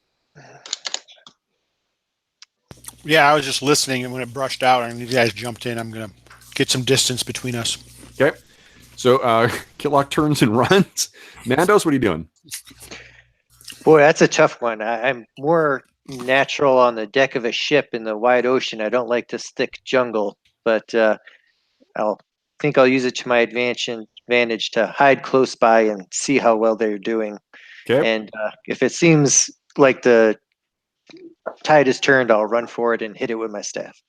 Okay. So he's running back. Okay. He's going to kill claim. He's going to steal kill us. So next round, this thing is going to attack you guys. So that's what it's doing. Kellen, what are you doing this round? So I'm gonna hit it again twice with my bastard sword and once with my battle axe. If I awesome. Nandos, what are you doing this round? Yeah, I see him continue to attack. I'll run for it and hit it with my staff. No spells, nothing fancy, just good old whack. Okay. Matanga? Oop, are you muted? Yeah, I'm muted. I was muted. Okay. Matanga's just gonna, in a frenzy, keep hacking at this damn thing, try to cut off legs, make it easier for Kellen to destroy it. Okay, I'm gonna assume Zarazol's gonna run underneath and hack. So, Kilak, you would have been able to get about 30 feet away. So this thing is probably, like, you can hear it still, definitely, but you wouldn't be able to see it any longer. Oh, at 30 feet, I wouldn't be able to see it? Well, no, but you would have been about 30 feet away from it as it was, and then you've run further back. Okay, so as Kilak's, running, and he's like, "Oh, nobody else is with me." So then he'll kind of wander back within sight and have his spear ready. So if he gets close enough, then he'll throw his spear at it. Okay, and what is Zarazol doing this round? Melee. Melee. Okay, great. Let's roll initiative. Ooh, I got a 6. Oh, I got a 3. Am I fired now? So that means if you lose, I guess we'll shuffle to the, what do you want to do? Left or right, guys? Who's feeling luckier, Hobbs or Carl? Jason's out of the picture right now, right? So. Oh, yeah. So, Carl, you'll be rolling initiative going forward. All right, so this thing gets to attack first. Let's see who. We got 3 eligible targets. 1, 2, 3. Zarazol. Okay, I'm AC 4. This thing rears back, and those massive mandibles come down at you. And that's 6 plus. Okay, so actually that misses. Your Hyperborean training affords you well. As this massive thing moves its way down, with what would have been a lethal bite, you deke to the side, and it brushes up against you. Now it is... Damn Let's it! I hear keep forgetting about Quickthorn. Yes, you're up. Yeah, that's right. You would have gone up Sorry. first. Sorry. So Matenko, why don't you go next? Yeah. Okay. Sorry about that. I should remember that. Okay. You go ahead and make your attack. 18 would be a hit. Yeah. Go ahead and roll damage. And just normal damage this time, right? Just normal damage. Yeah.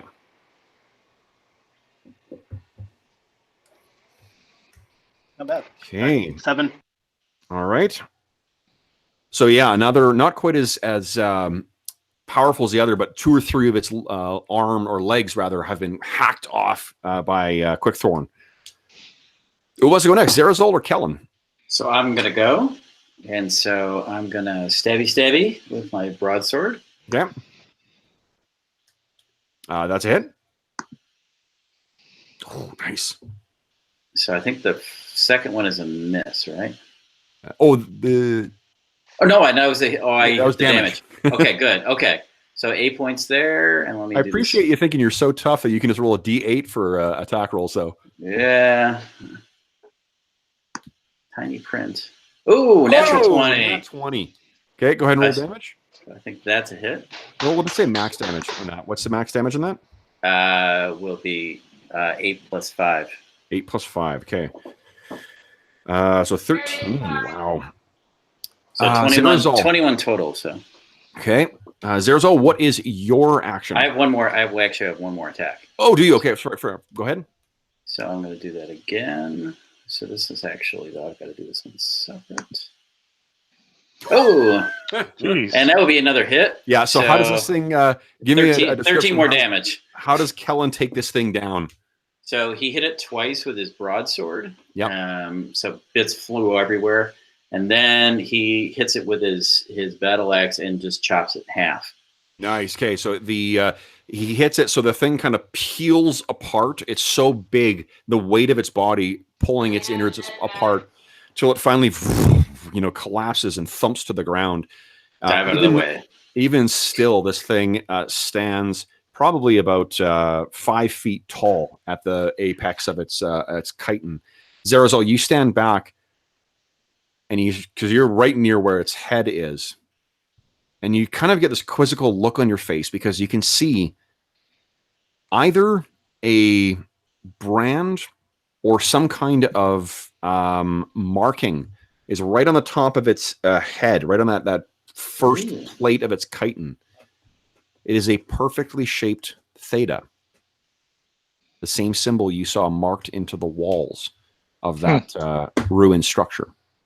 But it's not disfigured with the spiral. It is not, no. Okay. Interesting. So apart from this thing falling, the jungle now lies silent. The apart from Killock, your newfound friend lands back on you. And it basically refers to you as you are predators, not prey. Of course, Mirko. Think nothing of it. Good work. Okay. So what do you guys do?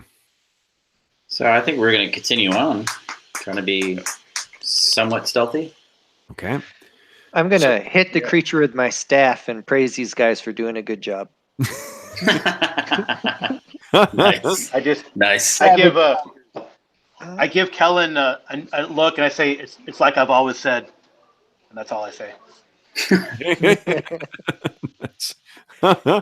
All right. I have a wisdom of 9, so I'm just going to scratch my head and keep going.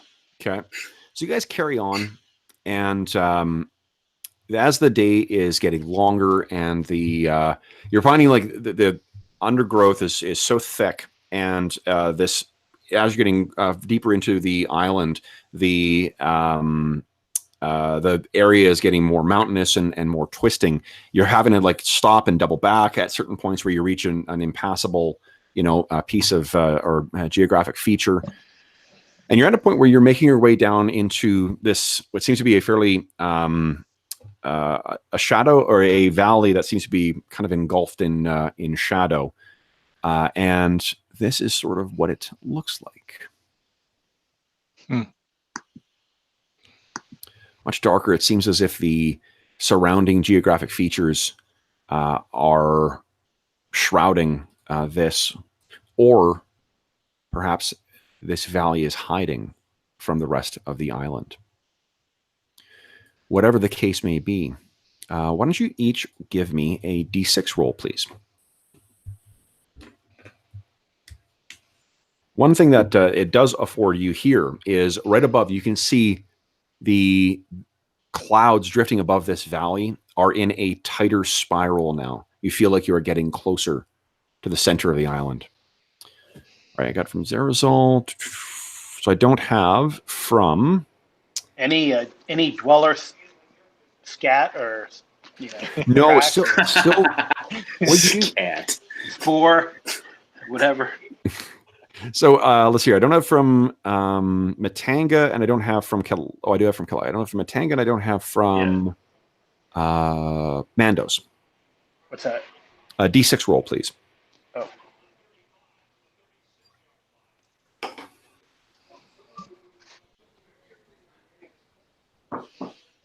So we have a -1 to be surprised. Yeah. 'Cause I'm alert. So. Okay. Right. So as you guys are making your way along, presumably the same marching order, Mandos and Matanga, you're making your way through this darkened valley, and to your left there is movement. And let's see. What did you roll, Kellen? No, okay. So I was going to give you a -1 to see if you would have spotted this as well. What you see is a very strangely dressed woman who seems to be standing amongst the shadowed eaves, who is watching you guys as you pass by. A look of wariness on her face. She has blonde, or is it red hair? Hold on here. Yes, red hair. She wears what appears to be fairly shiny, but very, very unusually made plate armor of some kind. And she's got a strange sheen around her her face, almost like a halo that goes around, or that sort of encircles her. And this is what you see.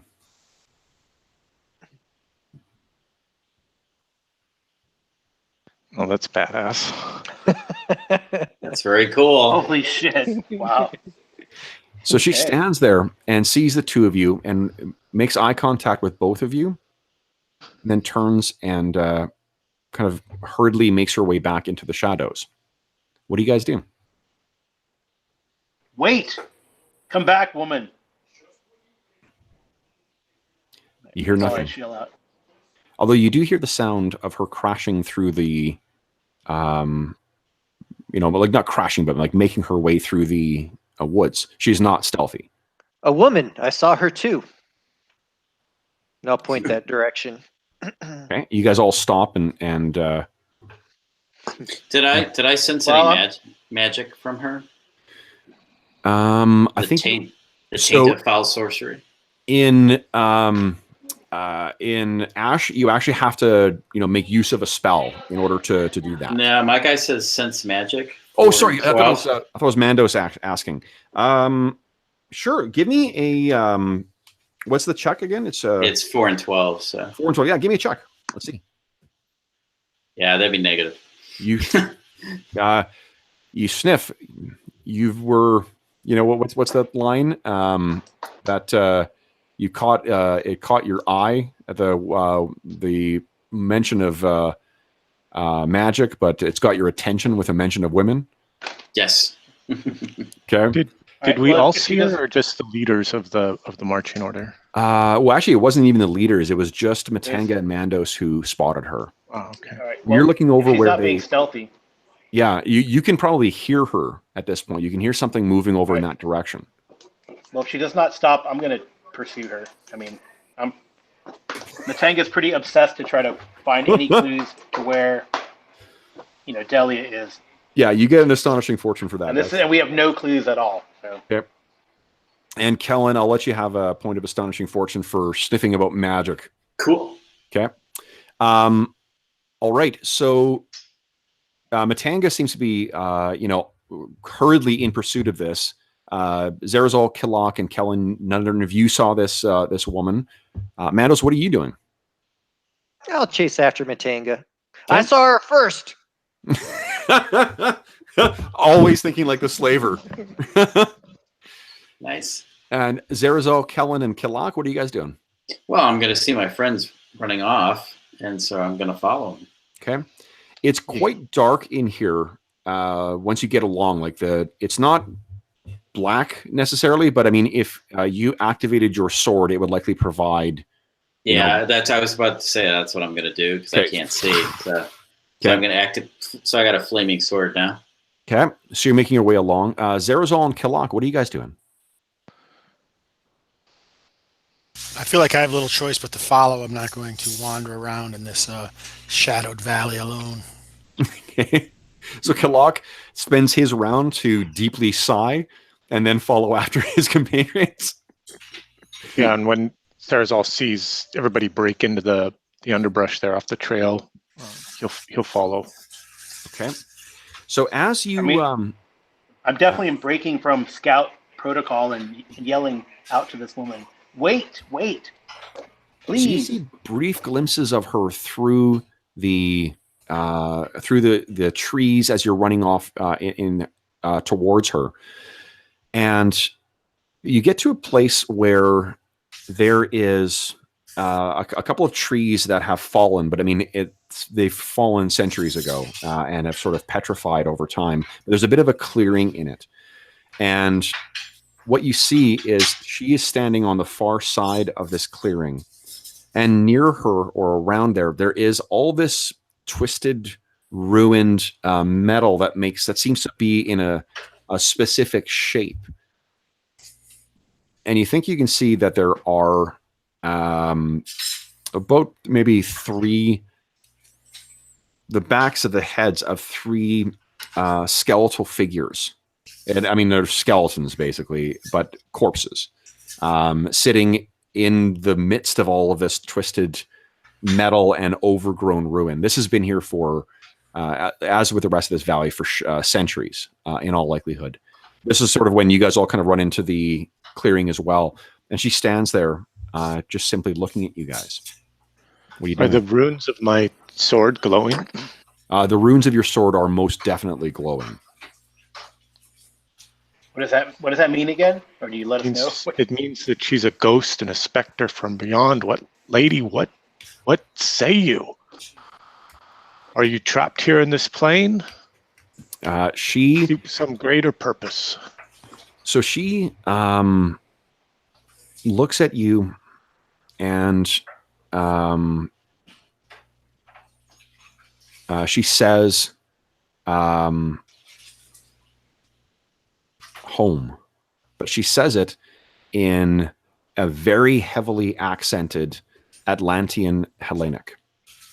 So I think Mandos and Zarazal, you understand the word she says, but everybody else, everyone else, you have to read the subtitles.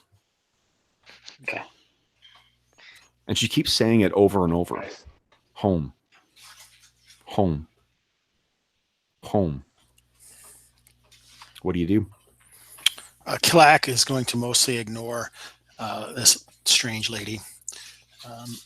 He's momentarily concerned about Zarazal and his ancestors, which always seem to circle about him.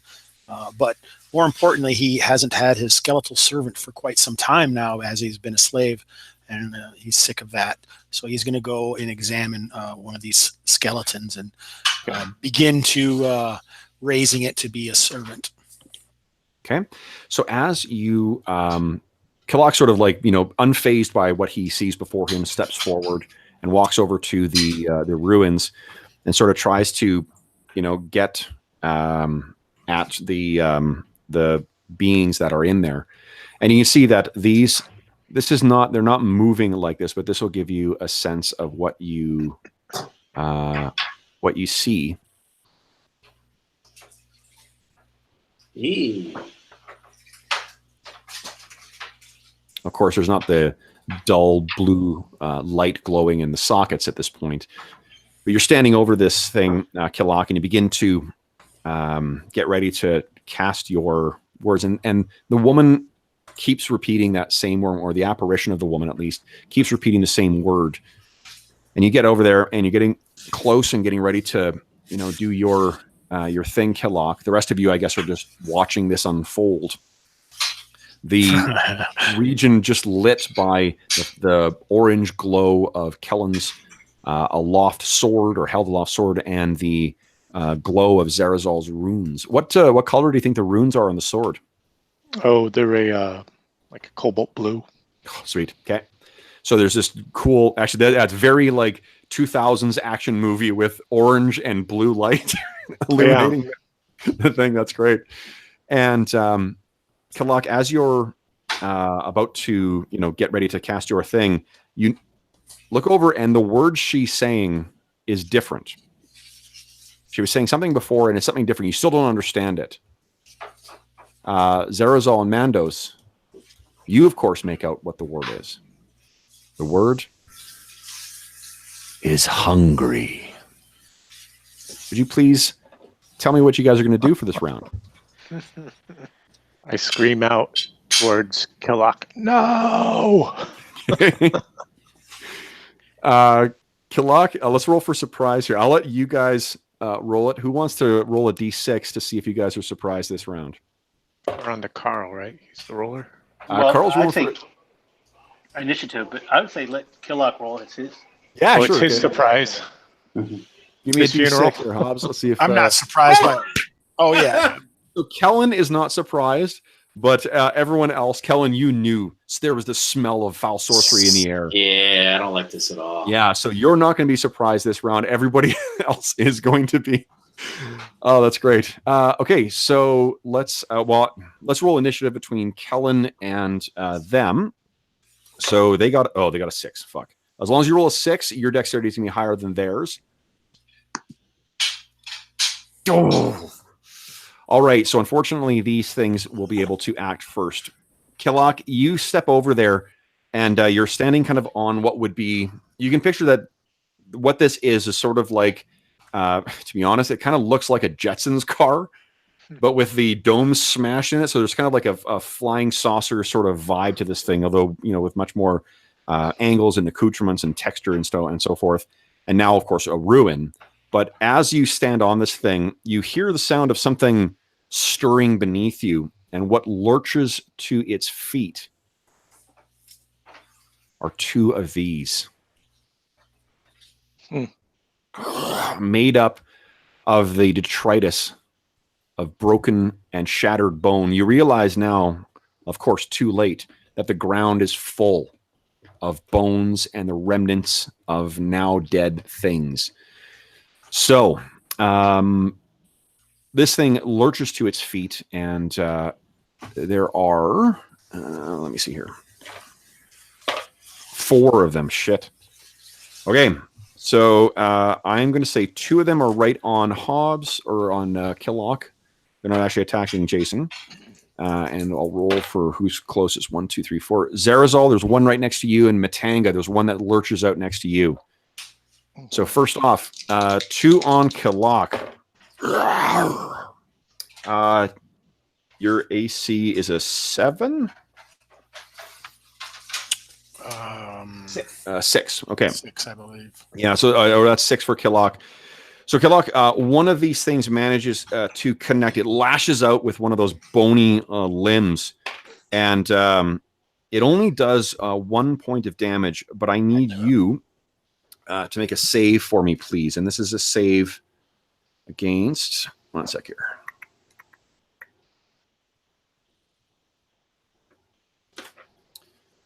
A death save. Oh my god. Save or die. All right, yeah, I get a +2 versus death as well. Nice. Okay. So what you feel is that as this thing lashes on you, there is a leeching of necromantic energy as this thing tries to yank forth your like a fragment of your soul. And your mastery of necromancy, however, saves you, and you're able to sort of, hold off against it.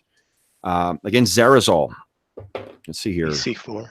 Wow. So this thing comes in at you, but it is you're able to keep it at a distance, waving that blue glowing runic sword against it. And Matanga, what is your AC? AC is 4 as well. Well, yeah. That's what the character sheet says. Oh shit! So it does manage to connect with you. Whew. 2 points of damage, and I need a death save from you too, please. Okay. All right.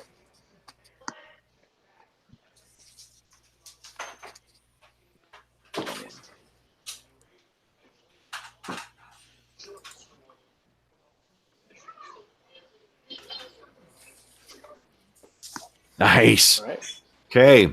So as with you, you're able to pull away quickly enough, but the you can see there's a vicious welt. You only take the 2 points of damage, but there's a vicious welt of like blanched skin where it has pulled back. Kellen, what do you do? All right. So how close? So there's 4 of them. Yep.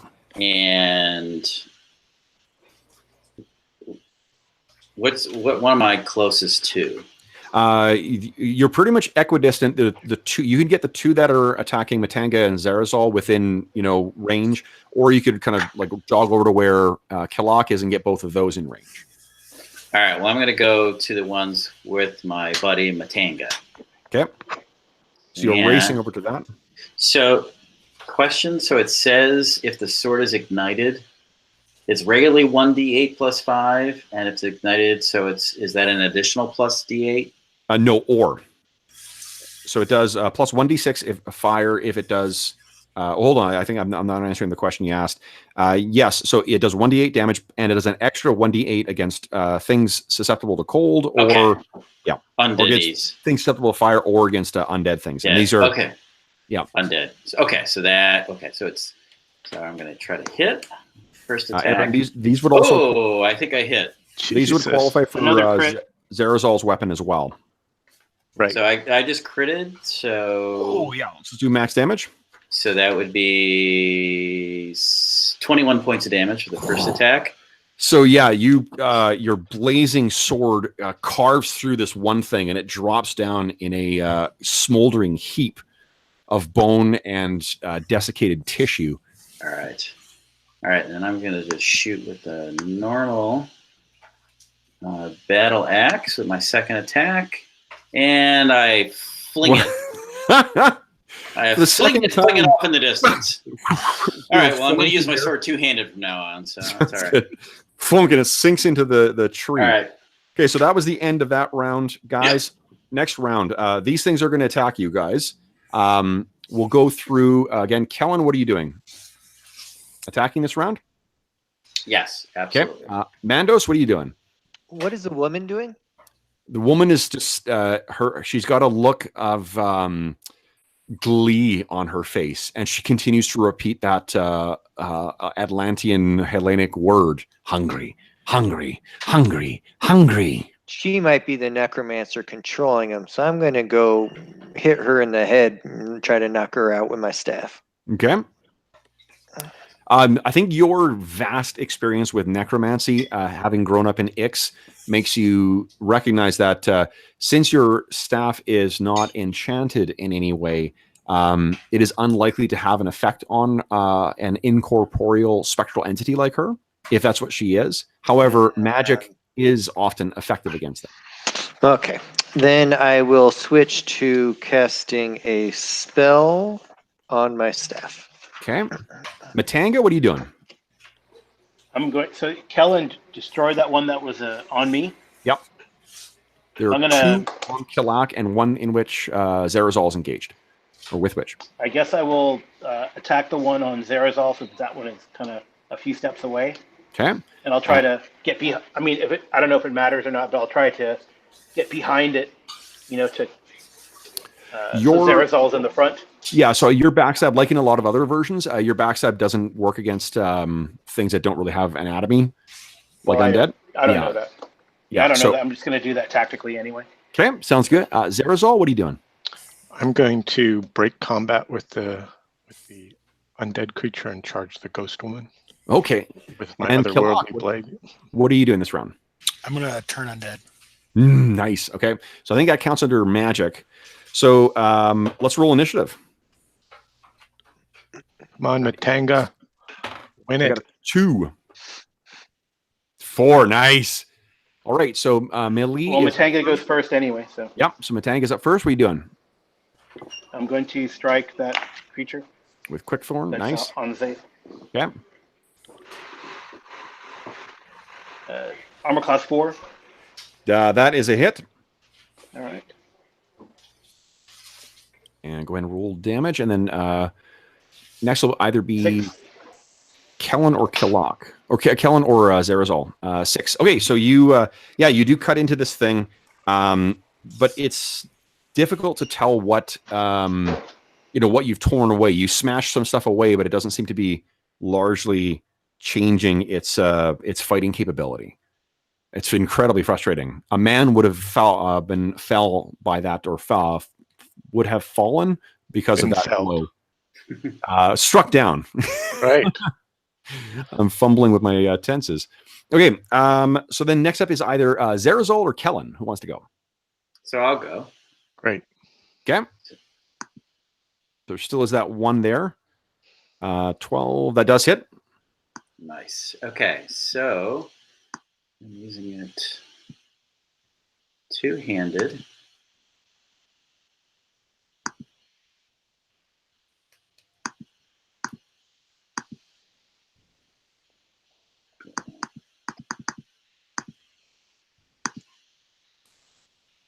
Ooh. And it's also a +8, 1d8. Okay, and that's the one that I think Matanga was fighting as well, right? Mm-hmm. Yeah. So Yeah, the one that was Matanga's- on the Zerazol. Hyperborean. So this thing, yeah, Kellen, you grip, your sword with both hands and bring this thing down. And like Cool. the other, it's now rubbish before you. Zerazol, you have your opening. I'm going to take it. Okay, go ahead.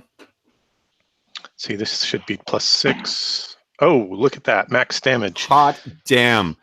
Okay, so I think So let's that's see here. Max damage is for that's you. 12, 18 points against the ghost one. Yeah. So this thing has locked eyes with you, and as you get closer to it, its eyes, the pupils seem to sort of stretch out, and then she's got completely blackened eyes by the time you get into contact with her. And what does it look like as you shatter her corporeal or incorporeal form? Yeah, so the blade just sort of swings through her ghostly form, and as the blade passes through, it just sort of draws it away as like a cloud of mist. Okay, she's disappears like mist before the rising dawn sun. All right, then Kilaku's going to turn undead. Mandos is casting a spell, which means the 2 critters on Kilak are going to attack again. Oh, the loss of the ghost woman didn't have any effect on those. Not on those things that have risen thus far. No. All right. Okay. Oh, I got a nat 20. Ugh. So Kilak, one of those things slashes against you. One of them misses, though, and you unfortunately deke into the other one, which you didn't realize. Like your foot gives out a little bit, and it's able to get a really good handle on you. Kilak, you take 4 points of damage, and I need another death save from you, please. Yes, nice. Okay, so in spite of the pain of it burning into your into your arm, you're able to pull yourself back, and it takes no part of your soul. You can hear your avian friend saying again, "Fly, fly, fly, fly." Okay, spellcasting turns. It is either Killock or Mandos.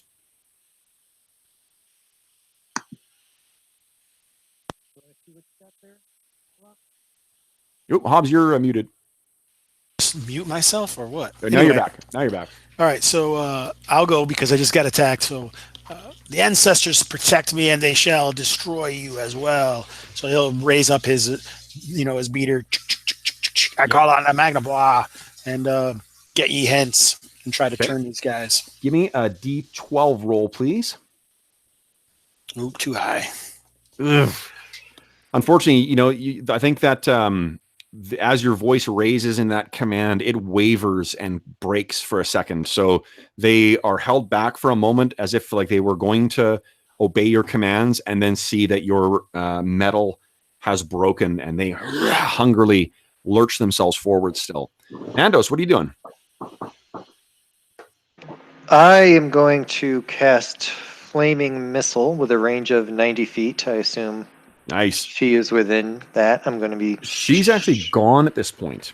Oh, Yeah, how did I miss that? Zarazal, his runic sword shattered her undead existence. Yes, I However, there still apologize. are those two Distracted. Yes, I will attack them. Okay. Let's see here. Flaming missile. Yeah, you can fire 3 darts. Awesome. Okay. And does 1d6 plus 1 for each one. It automatically hits. So what does it look like as you cast your spell? So I start chanting, and my hand starts flaming, and it shoots up to my elbow and burns off all the hair in my forearm. So it's not my favorite spell to cast, but it does work well against undead. And so the flame shoots up, and I point at them, and it shoots forward through the air like an arrow. Okay. Why don't we do these one at a time? And that way, if you drop one of these things, you can just have it carry on to the next. Okay.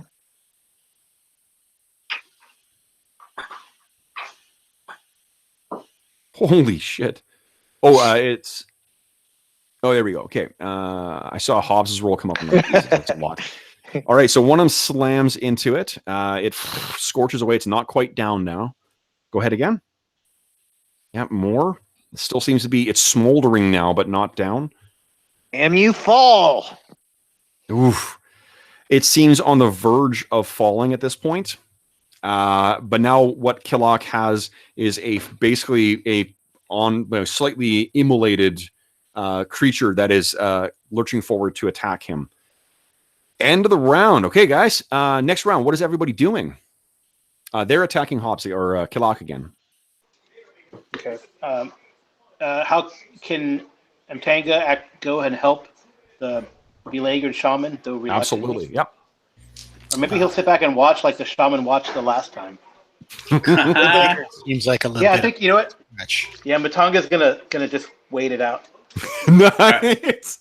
All right, I'm gonna charge these foul creatures of sorcery. Okay.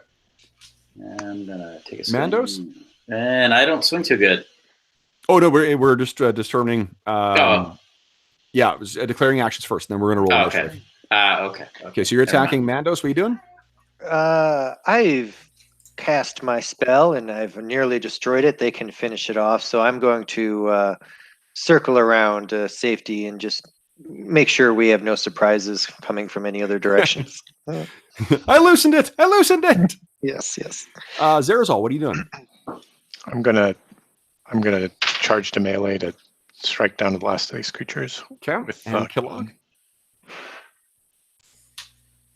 Killock, what are you doing? Oh, jeez, I keep forgetting my name is Keelock. Holy cow! I'm gonna let the my war club come down, and I'm attacking. Okay. All right. So then let's roll initiative. Carl? I got a 1, so just don't roll a 1. Hey, look at that. So you guys are up first. Melee is either Kellen or Zarazal. I'm in melee as well, right? Oh, wait, you're in a sorry, Killock. Yeah, you too.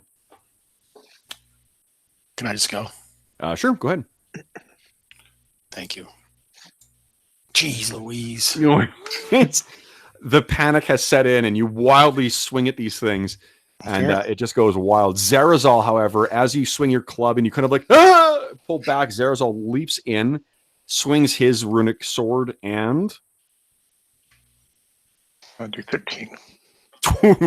carves down the one that was burning. It's now rubbish. Scatter it into a bunch of burning embers, burning coals. Kellen, you see your opening. What are you doing? So is there any of them left, or is there one? Left. One left. untouched one left that is hungrily making its way towards Killock. All right, so I'm definitely going to take a swing at that guy. Okay. and not so good. Oof. Now, this is your second round, though, right? So I think you get 2 attacks this round. Yes, I do. Okay. And so try again. Once more with feeling. Yes, there we go. Okay. So you swing and you misjudge where this thing is. You correct for it and bring it down on it. Let's see how much damage you do. So we're going to do this one first. Holy shit. And then this one for the flame. Well, what wasn't it? 13 points total. 13 points total. That is sufficient to bring it down. Yeah. So Killock, the 2 things that were seeming eager to consume your soul now lie in rubbish at the ground. Well done. Okay. Cool.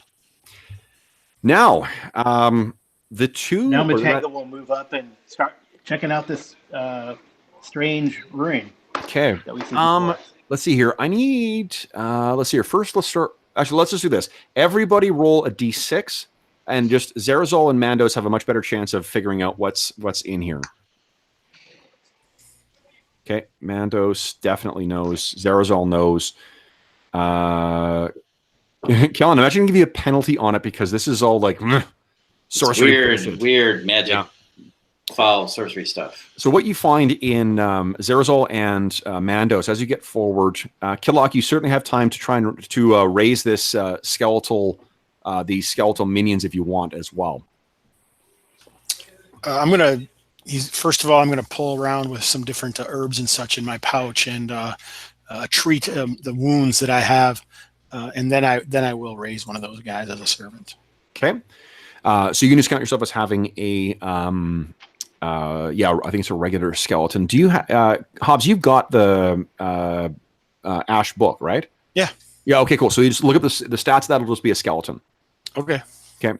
So Zarazol and Mandos, what you find is these, the uniforms that these things are wearing, you recognize them as very, very, very old Atlantean garb.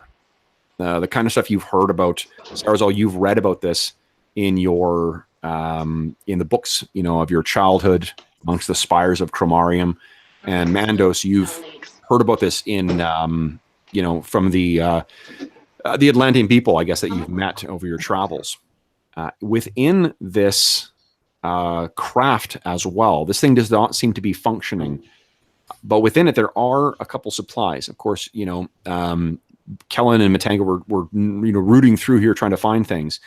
And what you find is 3 things that seem to be like, imagine as if you had a crossbow made of some kind of strange metal, but without a crossbar on it. Huh. And as you bring it up, it casts out... There is a trigger on it, as if there was a crossbow that you were going to pull. But as you touch the thing, there is a reddish light that at first you kind of like, whoa, and then you realize that no, it seems to point where you want to go. Mandos, you rolled certainly well enough to know that these are laser crossbows, something prized by the ancient Atlanteans. You also find a much squatter version of that too. Something very similar. It doesn't light when you cast it, but you, Zarazol, you recognize it as an Atlantean weapon as well. And you're about to sort of test the thing, and then Mandos, you look over and like, no. That's a radium gun. And what it does is basically shoot out this wave of some kind of Atlantean technology that is incredibly lethal to living creatures. Well, definitely share my knowledge. So, mechanically, guys, what this does is now the laser crossbows are something that none of you guys are familiar with. It's not like a weapon that you're proficient with. So you do take, you would normally take penalties for being not proficient with them, but the little laser sight thing gives you a +4. So basically you can use these things without penalty at your normal to hit bonus. You can add your dex modifier to it as well for missile attacks. Laser crossbows have a range of 75. You can attack 3 times with them per round, and they do 1d6 +6 damage on a hit. Do I know anything Okay. about whether they're limited charges or? You do, yes. That's one of the reasons why the world is not beset by hordes of armies. Is that these things do have limited capacity. However, we're going to randomly roll to see how many magazines are in here. Like dirty magazines? You can have the crossbows. I'll take those. Give me somebody just give me a dice roll. I've seen evens or odds. Odds, okay. There are 3 extra magazines for the laser crossbows in here.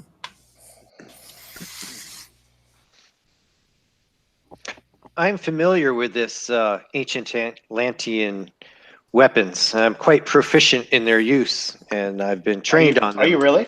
Cool. Yes. So they'd be well efficient in my hands if I could take one. So the other gun, the radium gun, what that is it just creates a 50-foot cone, and everything within the area takes 5d6 damage, or it can take half on a successful avoidance save. So that's kind of the spray and pray version of Atlantean tech. Okay. Someone give me a D3 roll, please. Oops. Never mind. Okay, and there are 2 extra cartridges for the radium gun. Cool. What's the capacity of the magazines? With that roll that Mandos made, 20 charges for the radium gun and 30 for the laser crossbow. There's just one crossbow. No, there's 3 of them. 3 crossbows, yeah. 3 crossbows, 1 radium gun. That's what was salvageable from this thing. Zerazol, I think you also, just because you've seen it so many times now too, you see where Killock was kind of scrambling around on the front of that that fallen vessel. He's sort of cleared out an area on the nose of it, and once again you see the sign of a theta. Oh, didn't we recover like a theta thing from that centipede? Well, we first saw that theta mark in the runes where we woke up from our first No, but like camp. out of the centipede's And then on gut, the there was and like. then on the centipede's head there was a theta Yeah. mark too, and now on the Oh, saucer's okay. frame, I guess there's also a theta mark. So The one it looks we like- saw in the rune was obscured with this weird spiral, this hand carved spiral. It looks like we got 4 weapons here, and I'm assuming Kellen is not going to use one. Yeah, I'm not interested in the weird So we need to just technology pass out. stuff. I Yeah. do not have a dex bonus, so perhaps the radon gun would be best for Yeah. Mhm. I agree. Okay. So then Mando, Zerazol, Matanga, you guys all have a laser crossbow, and Killock, you've got a radium gun. Which is, I think, the sentence I've been waiting to say since we started the session. Nice. Okay, so we are coming down to our last hour. Why don't we take a very quick break, take a bio break? I need to go to the washroom, and then we'll come back and bring it on home, see if you can save Delia. Sounds good. Okay, we'll be back in 5.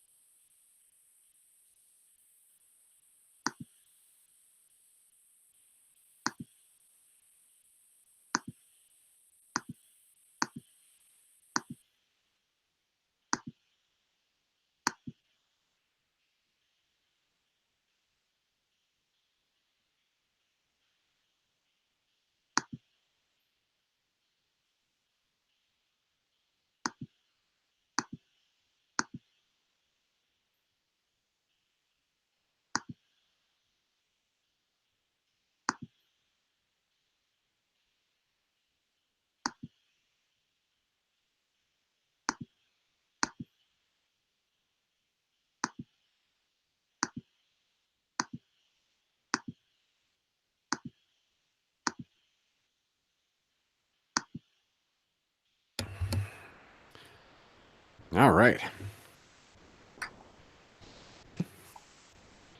Okay, so we are waiting for just Aaron and Hobbs. Carl, you back? Nope, maybe not. Just waiting for Aaron, Hobbs, and Carl. All right.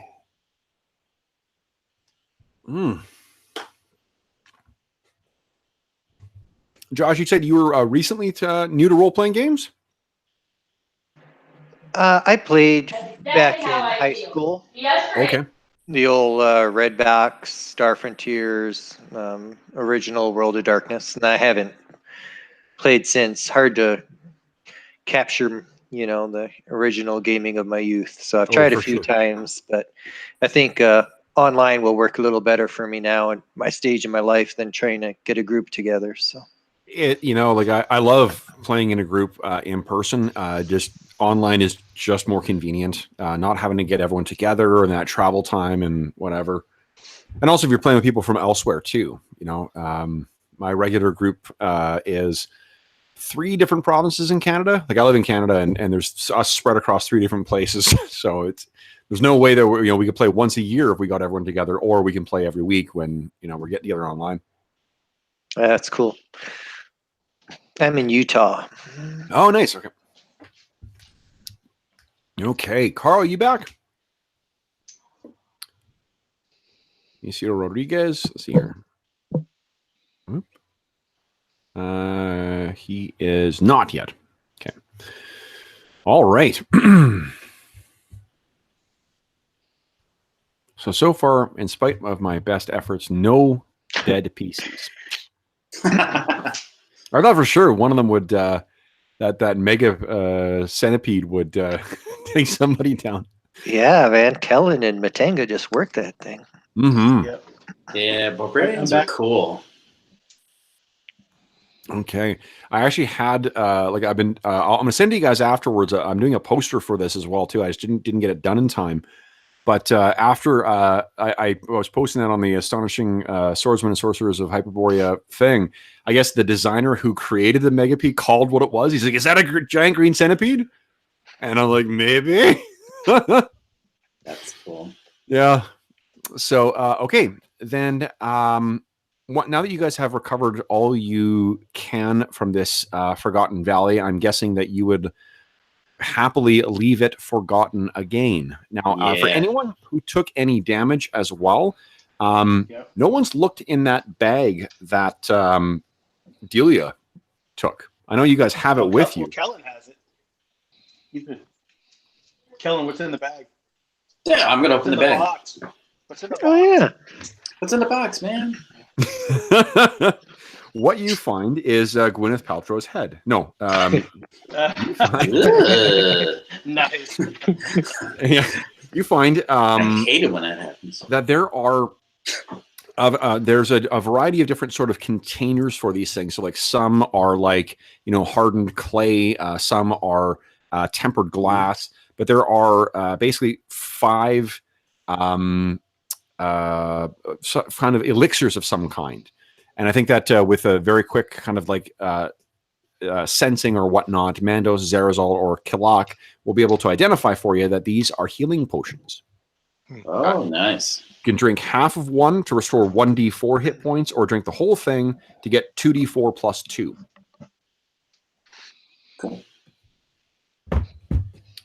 Now, I mean, I'm only down 2 points. I mean, so Kilak looks like he's the most injured. okay.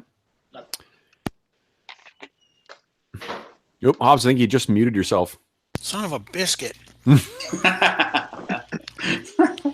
I use my own reagents and herbs to heal myself, so I'm okay. Okay. Perfect. All right, then, guys. Let's get back to the trail. After seeing a kind of a travel montage of you guys making your way out of this blasted valley, and as you spare a look back, let's see, who would be last? I think Zarazal, because you were the one who had the most connection.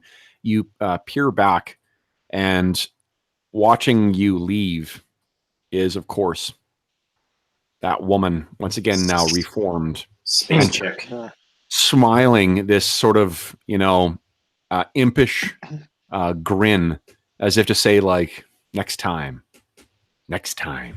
Mm-hmm. Now, as you carry on to your travels, you then finally get to a point where you have a startling and clear vantage for what you assume is the source of this disruption. And this is what you see.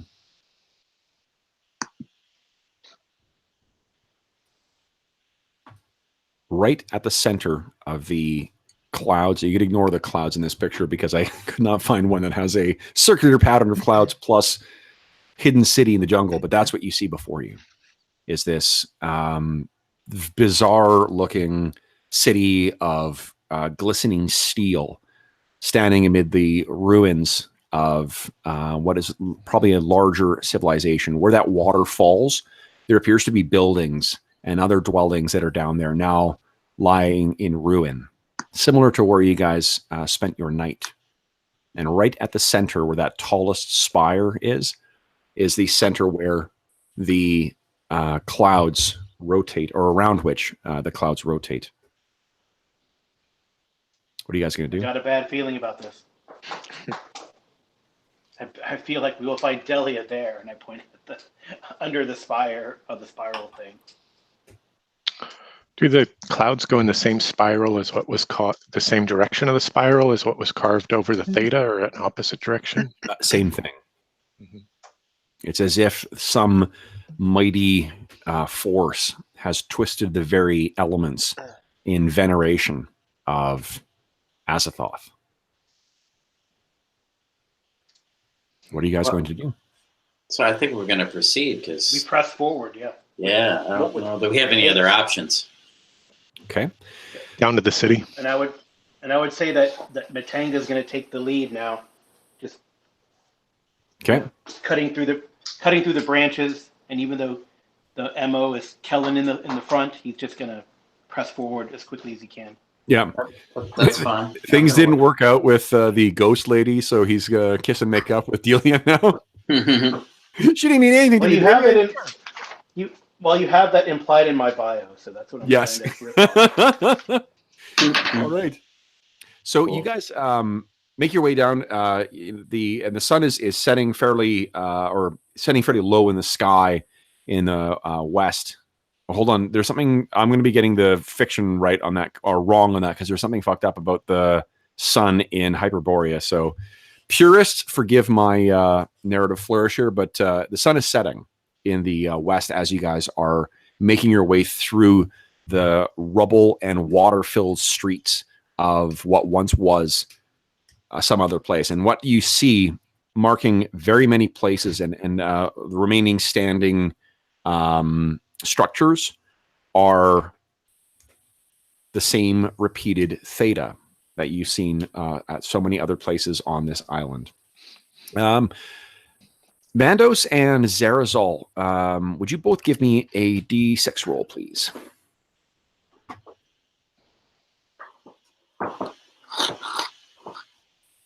Okay, so Zarazal, Mandos, you're sort of completely at a loss here. There's been something that's been sort of like sitting in the back of your brain since you got here. Something about that theta that's really bothered you. When you botched that roll early on in that first place you found yourself in, you knew there was something that reminded you. And then you realize as you're looking up what that is. And that, of course, is the legend of Outpost Theta. The Atlanteans, okay. The Atlanteans have a legend about a place called Outpost Theta, seemingly one of their lost colonies that was lost in the cataclysm that shattered their civilization. But Outpost Theta was particularly important because Outpost Theta was supposed to be the place that watched out for that kind of thing. It was supposed to be a predictor. And as a result of its failure to prevent the annihilation of their entire civilization, the name of the commander, whose name is Tryphon Poseidonus, has gone down in infamy, akin to what Benedict Arnold would be for Americans. And you're kicking yourself for having not thought of that before. You're not Atlantean yourself, but you do consider yourself fairly well studied. This, at least what remains, appears to be the last remnants of Outpost Theta. Right, and I think the thing that threw me off was that spiraling thing, and that's what sent me down the wrong kind of arcane knowledge. Yeah. Kind of confusion, I suppose. And so this outpost was an Atlantean outpost that was designed to protect the city-states, and it was overrun kind of by partly because of the betrayal of this Typhon Poseidonus. Is that right? No one knows. Yeah, like they don't know necessarily what happened, but because it was supposed to warn the civilization, their greatest techno oracles would have been located here. But by virtue of them failing in their task, they have assumed that Typhon Poseidonus either failed or turned traitor in his task. Okay. What do you guys? Do you share that with your? Oh, he's talking to someone else. Absolutely. I certainly share it with my companions. Okay, so I think Mandos, you certainly have context for that. You're studied enough to be like, whoa, this is something of literal both legendary and history. What are you guys going to do? Just continue on through. Do you make? Yeah. Okay. Would you kindly, let's see here, Kellen, give me a D6 roll. Awesome. So you certainly get warning of this before and are able to communicate it to your allies, but you realize that you are being stalked. As you guys are making your way through the broken and shattered ruins of this, the water alternates between being up to around your knees to around your waist as you make your way towards the base. And you can see at the base of that, hidden partially by that waterfall, there are darkened entrances that lead into the depths of this of what once was the Undercity. There does not appear to be an easier way to access this further up the cliff wall. But as you're getting closer, you're probably about maybe about half a kilometer or a kilometer away. So 3 miles if you're in the Imperial. You can see that there's something that is trying to ambush you. Okay, so I'm gonna let everybody know that we're being followed, that we're about to get ambushed. Okay. What do you guys do? You do have like sort of a moment to respond. Blast it with the radium gun. Okay. Get out of the way of the radium gun. Yeah. Yeah. Makes you guys think the radium gun is coming out. Come on. Come on. Okay. So thanks to Kellen's warning, you guys are all ready for this. What's going to happen is there are 7 of the dwellers in the deep who will burst forth from the water. But you sort of, you can hear them moving. They're either coming from the water or like leaping over runes down into you guys. You can picture it that there's, some half standing walls and then submerged areas that are all around you guys. There's probably not a clear line of sight out beyond about maybe like 40 feet from wherever you guys are standing, but that's sort of the layout of this area. However, so as these things burst out before they get into range, they're all going to be closing in on you as their actions. What would you guys like to do? We'll go Kellen first. So is there someplace that I can, like a wall that I can sort of have my back to so I don't get surrounded? Yep.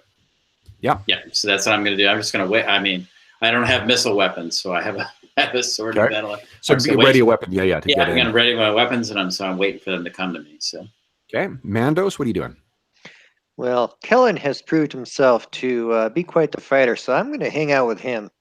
I'll go put my back to the wall next to him and ready my crossbow to my Atlantean weapon to shoot anything. Okay.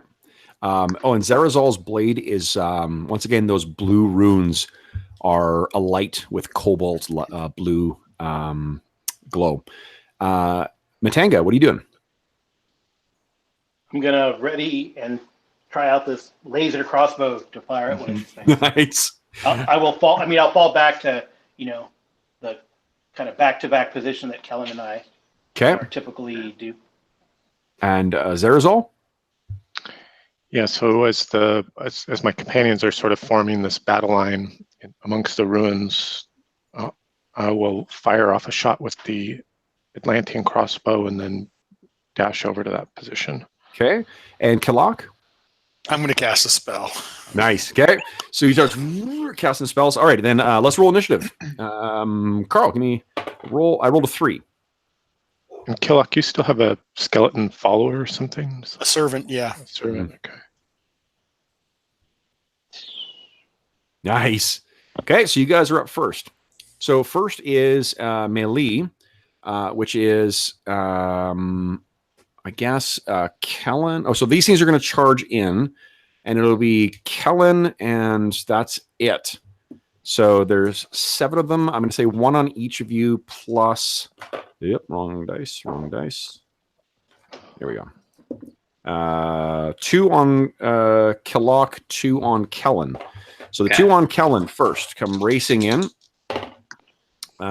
Because they are using spears, they have a longer reach than your weapon, so they do get to attack before you do, even though you ready the weapon. One of them misses. One of them does manage to connect, doing 2 points of damage. Okay. Against Mandos, you're able to cower behind Kellen, or safely position yourself behind Kellen. Position. For a less pejorative way of putting it. Matanga, 1. Oh, I think that does. Your AC is what? AC 4. 4. No, then it misses. And then Zerazol closes in on you. Definitely does not hit. And Killock, there are 2 charging in on you. I got a nat 1 on 1. What do you want to happen with that nat 1? I want him to stumble as he's coming into and possibly mess up the other guy's attack. Definitely. Well, the other guy actually missed. Oh, so what I'll went? do instead, give me a d6 roll. I'll have him damage the other guy. Nice, 5. Okay. So he's, as they're racing in, you you step to try and close their angle. One of them trips over a bit of masonry, falls, and the other one partially skewers him as he's running along. Maybe my skeletal servant as it skitters out of the way. Yeah. Okay. So then we've got all of them are engaged with whoever you guys are engaged with. Now it is missile, or sorry, melee for you guys, Kellen. Yeah. So didn't we win initiative? Shouldn't we have attacked first? No. It goes melee, then missile, then magic, then movement, regardless of whether you won or not. They had they had reach weapons, so that's why they went first. Yeah. Oh, and they were close enough to us. I had the impression that they were some distance off, but there was. Yeah, they sort of like came right in. They can move 30 or 40. Okay, Kellen, go ahead and give me your. All right, attack. So I'm also going to ignite my. On the way as they came, I ignited my sword. Works for me. They got an AC 5. Okay, so I'm gonna. Oh God! That's gonna miss. So now you're throwing a bastard sword. And then Ones and 20s. Welcome to roll 20. Yeah, that's what it does. Yeah. Oh, the second I hit it with my battle axe. Okay, so your bastard sword, unfortunately, you do connect, but it's with the spear, and the hit of it sort of loosens it from your grip, and your bastard sword falls to the ground. You do hit with your battle axe. Let's see how much damage you do. So it is. Holy! Oh, that's Matanga's roll. Yeah, hold on. It's 10 points. It's 1d8 plus 5. Okay, so. One of them goes down. How does he? So I swing with with my battle axe, and I hit him right in the head, a la Viking style. This disgusting fish smell sprays out across you. Nice. That will not wash out. All right, that's it for melee, which means missile. So we got Zerazol and Matanga.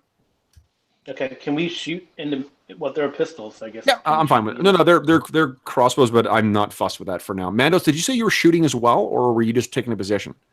No, I was shooting as well. Taking a Okay, position cool. Yeah, so all of you guys can go ahead and make attack rolls. If you've got a dex modifier, so if you got a 13 dex, you get +1 to hit. I threw an 8. Right. Oh, nice. Okay. It's Ooh, so their AC is a 5. Your Thaco, I goes believe, 14. is 14, which means you get 9 or higher. Do you have +2 to hit? No, I had +1 to hit. So I These threw an 8. weapons, I Or believe, threw are. an 8.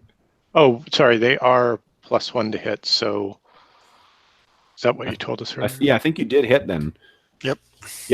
Okay. Just so- barely. And also remember, you can fire these things 3 times per round. Oh, Oh, right. Wow. So if you guys want to rattle off a bunch of shots, go nuts. So just keep rolling, huh? Basically, well, that's a hit. I broke my. I broke it. Somebody broke it. It does actually mean that. So it. I'm going to quickly look it up because there is a specific thing that happens. Blows up in my hands. I should have never trust this technology. See?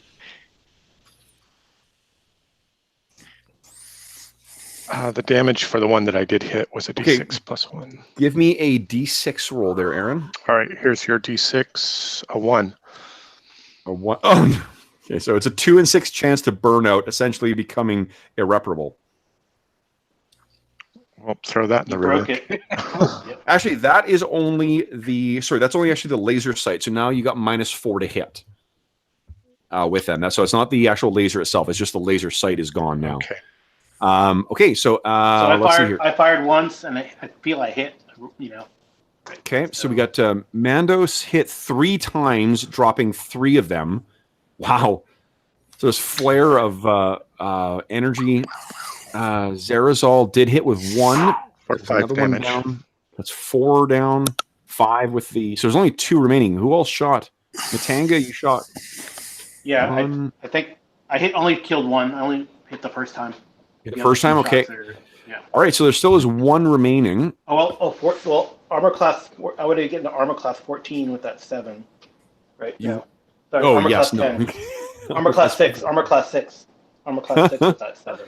Yeah, I think that's like that's effectively like hitting a stationary whale. So Yeah, I was going the opposite. So armor class. It would be with a +3. It'd be armor class 10. Armor class 6.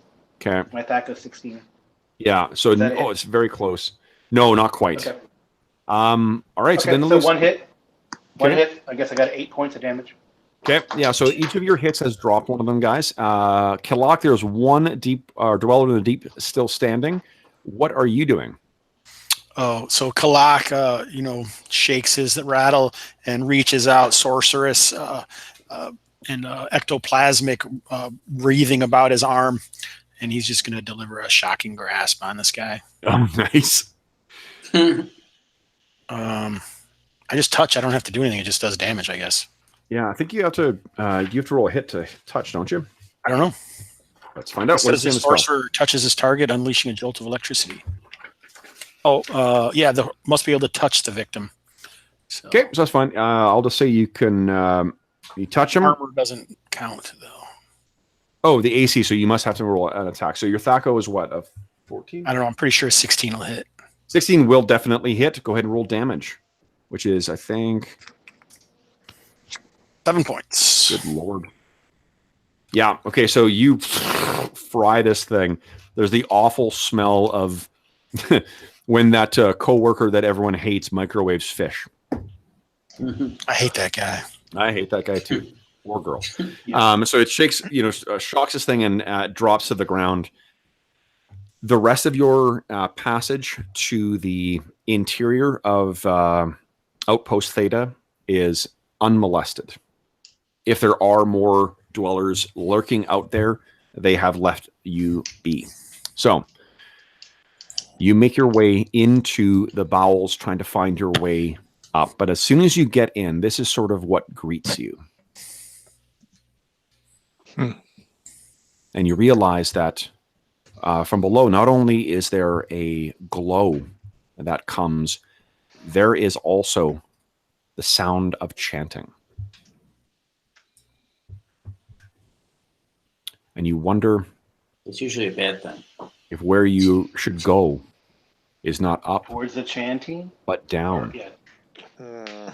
And as you kind of wait, you hear the scream of a woman echo up from somewhere down deep in the depths of the ruins.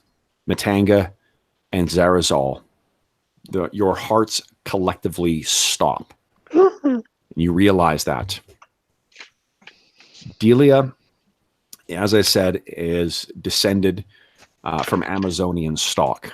They are a hardy and fearless stock, or a fearless breed of woman. For her to scream in fear like that, it staggers the mind to think what she must be experiencing. Yeah, so I guess Matanga and I probably both take one look at each other and start running down towards the edge of these pits, trying to find a way down. So as you make your way to the edge of the pits, this is kind of what you see going down. It seems to go down, further down, and the open maw of this thing seems to call out. It seems to serve as an amplifying organ or chapel or something, as if it forces the prayers from deep within the earth up and towards the heaven. And you look up as well, and you can see it carries up as well too, as if what you stand beneath is that very spire that marks the center of this swirling cloud formation. Okay. Are there ladders or ramps or anything that's leading down there to that second, third layer? You can kind of make your way around and find like shattered staircases. There does appear to be, Kellen in particular is able to pick up tracks. This is a well-traveled area. All right. How far down is that? It stretches further down than you can see. Well, that's not true, because there's lights that are down there as well. There's lights all the way down, but it's got to go down probably about like 40 stories. I guess how far down is it to this platform where we think the... It's actually like near the bottom. The bottom is where the chanting is coming from. Okay, so somewhere way down there. Yeah. Run 40 stories? Oh my gosh, I'm tired already. I'm sure it'll be a travel montage. We'll be fine. Yeah. I can fly, but I can't. I don't want to beat everybody else down there. So I think I'll hang out with you guys. So you guys make your way down, and the next vantage that you have reveals this. Get that radium gun ready. You can kind of pick or picture that what we see in as Hobbs mentioned, the sort of travel montage is, one or two of these dwellers kind of laying, standing. As you're getting closer down, you see them standing watch over what's going on.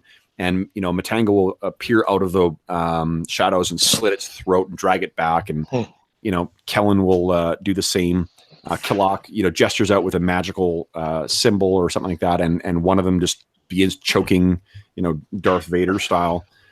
And then you reach to the very bottom here. Now, what you don't see here is obviously you don't see Tomb Raider in the middle of the screen. What you do see is that on these big blocks of stone, attached to them is probably a group of about 15 of the pirates that you saw on the ship. And they're all sort of beaten and broken and terrified. And amongst them as well is Delia. Standing, flanking kind of around this large, altar that stands next to this deep glowing pool of water. And you can hear, as you've been getting further down, in addition to the chanting of the dwellers that seem to lurk all around here, you hear this increasingly louder thrubbing kind of whoom, whoom, whoom, whoom, whoom sound. That again is also echoes, not only up and through the air, but even through the very earth itself. You can feel it moving under your feet. Kellen, it's of course very unnatural. Yeah. In addition to the dwellers, which all seem to be devotees, you see a group of 4 robed and armored men who look like this. standing watch around the altar. And right at the center, wearing a long robe, is this. And from the legends that you've heard, Zerazal, you know that you look down on the centuries-old Tryphon, the traitor of Atlantis. And he seems to be leading this ceremony of as everyone is chanting and whatnot. You seem to be here just at the right time because he gestures to the side, and two of those big armored guards go stalking over and grab one of the prisoners, bring them over, and lashes them to that pole that's in the center.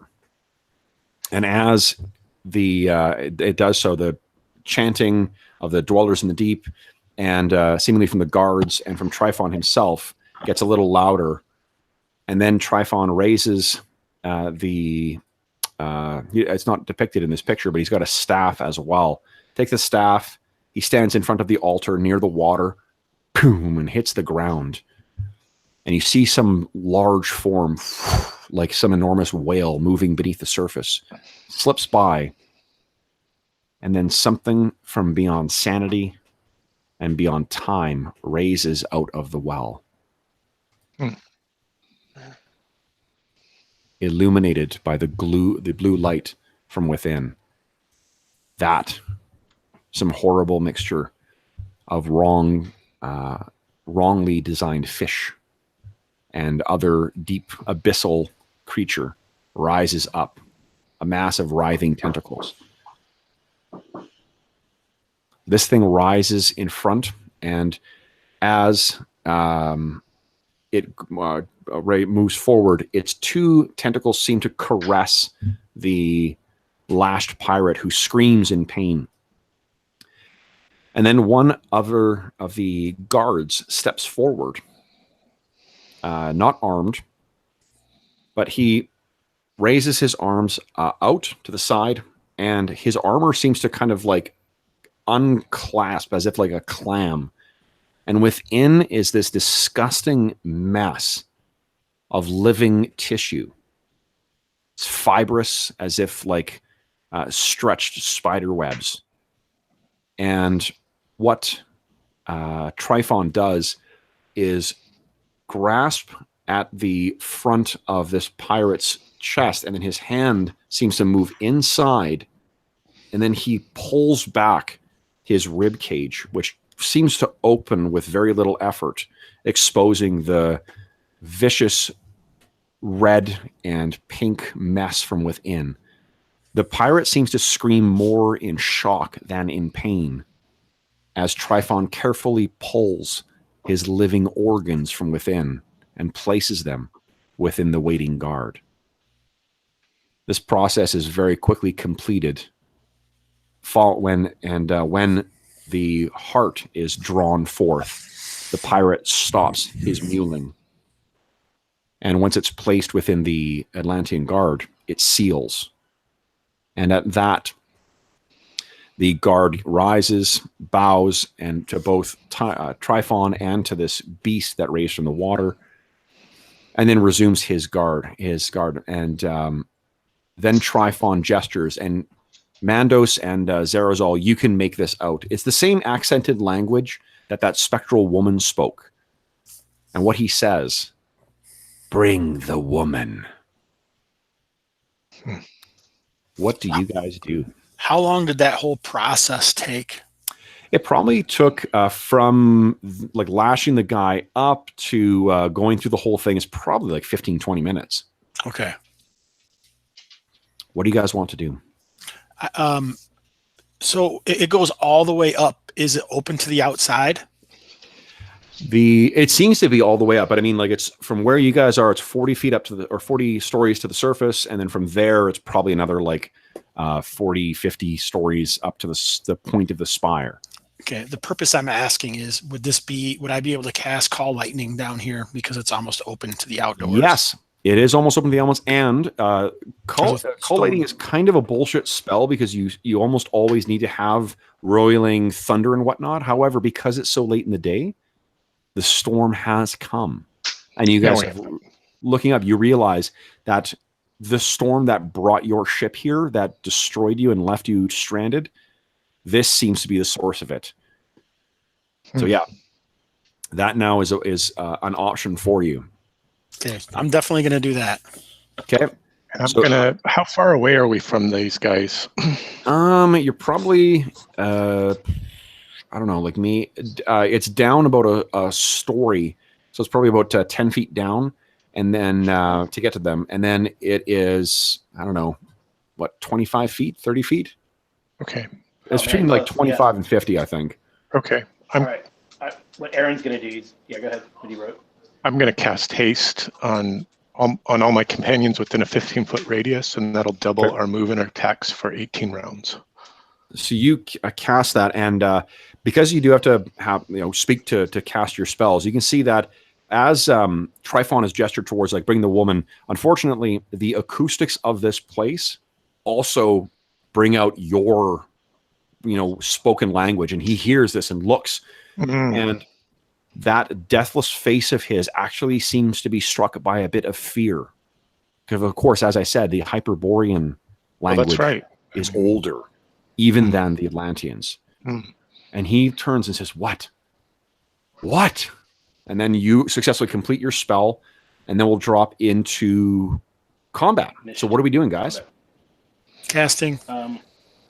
Okay, you're going to cast. I'm going to, I guess, shoot.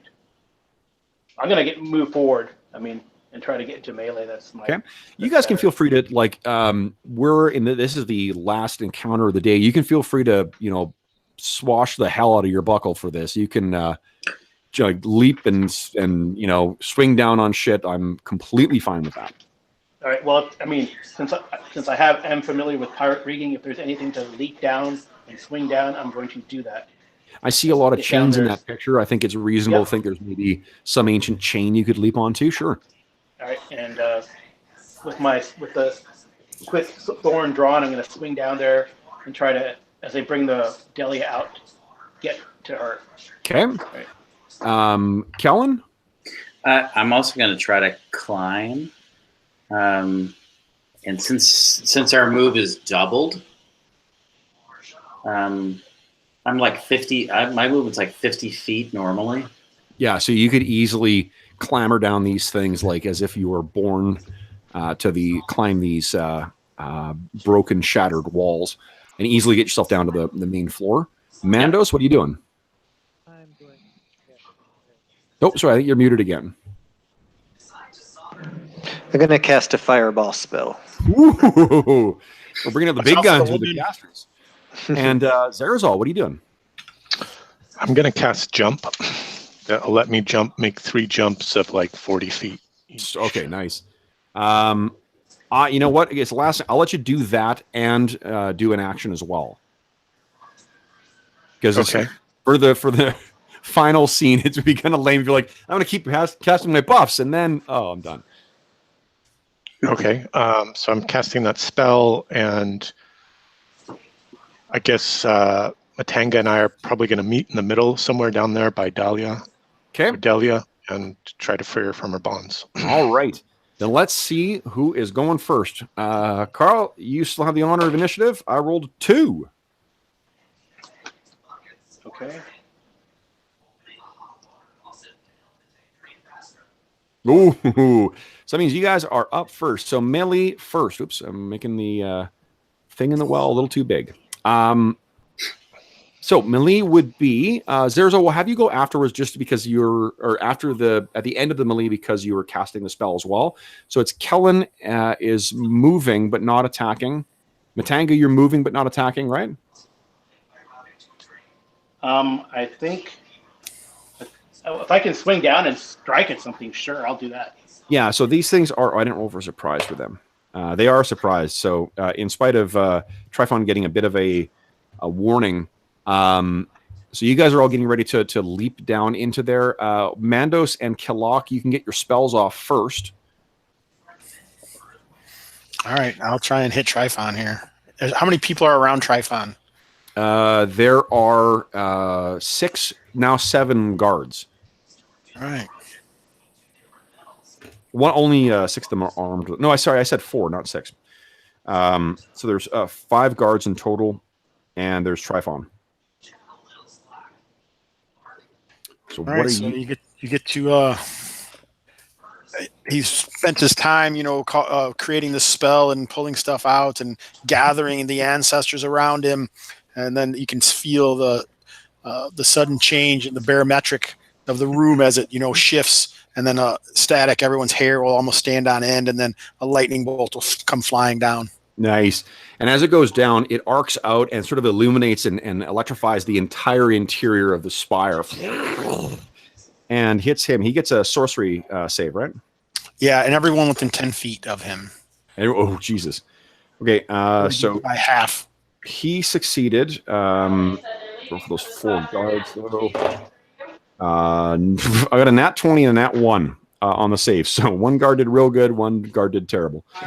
Everyone else failed. So go ahead and roll damage. Holy shit.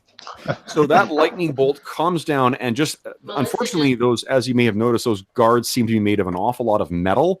That was incredibly poor planning on their part. And they're just like, and I'll drop down. Even the one that did survive, even the one that did make the save, it likewise drops down dead. That means Mandos, what are you doing? Well, this is a 40-foot diameter sphere of flames. So I don't want to burn up my friends or the noble woman. Yep. Pirates, I don't care if they get caught in it or not. Okay. You could position it closer to the water and catch the being in the well and Trifon. Yeah, that sounds awesome. Okay. Woof. Okay, I'll make a save for them. So Trifon succeeded in his save, but the creature did not. And it is, as a creature of water, quite susceptible to that. So it screams as most of its, 2 or 3 of its eyes all pop in the heat of your and concussive force of your fireball. He is washed. Zarazal is washed in flame as well, too.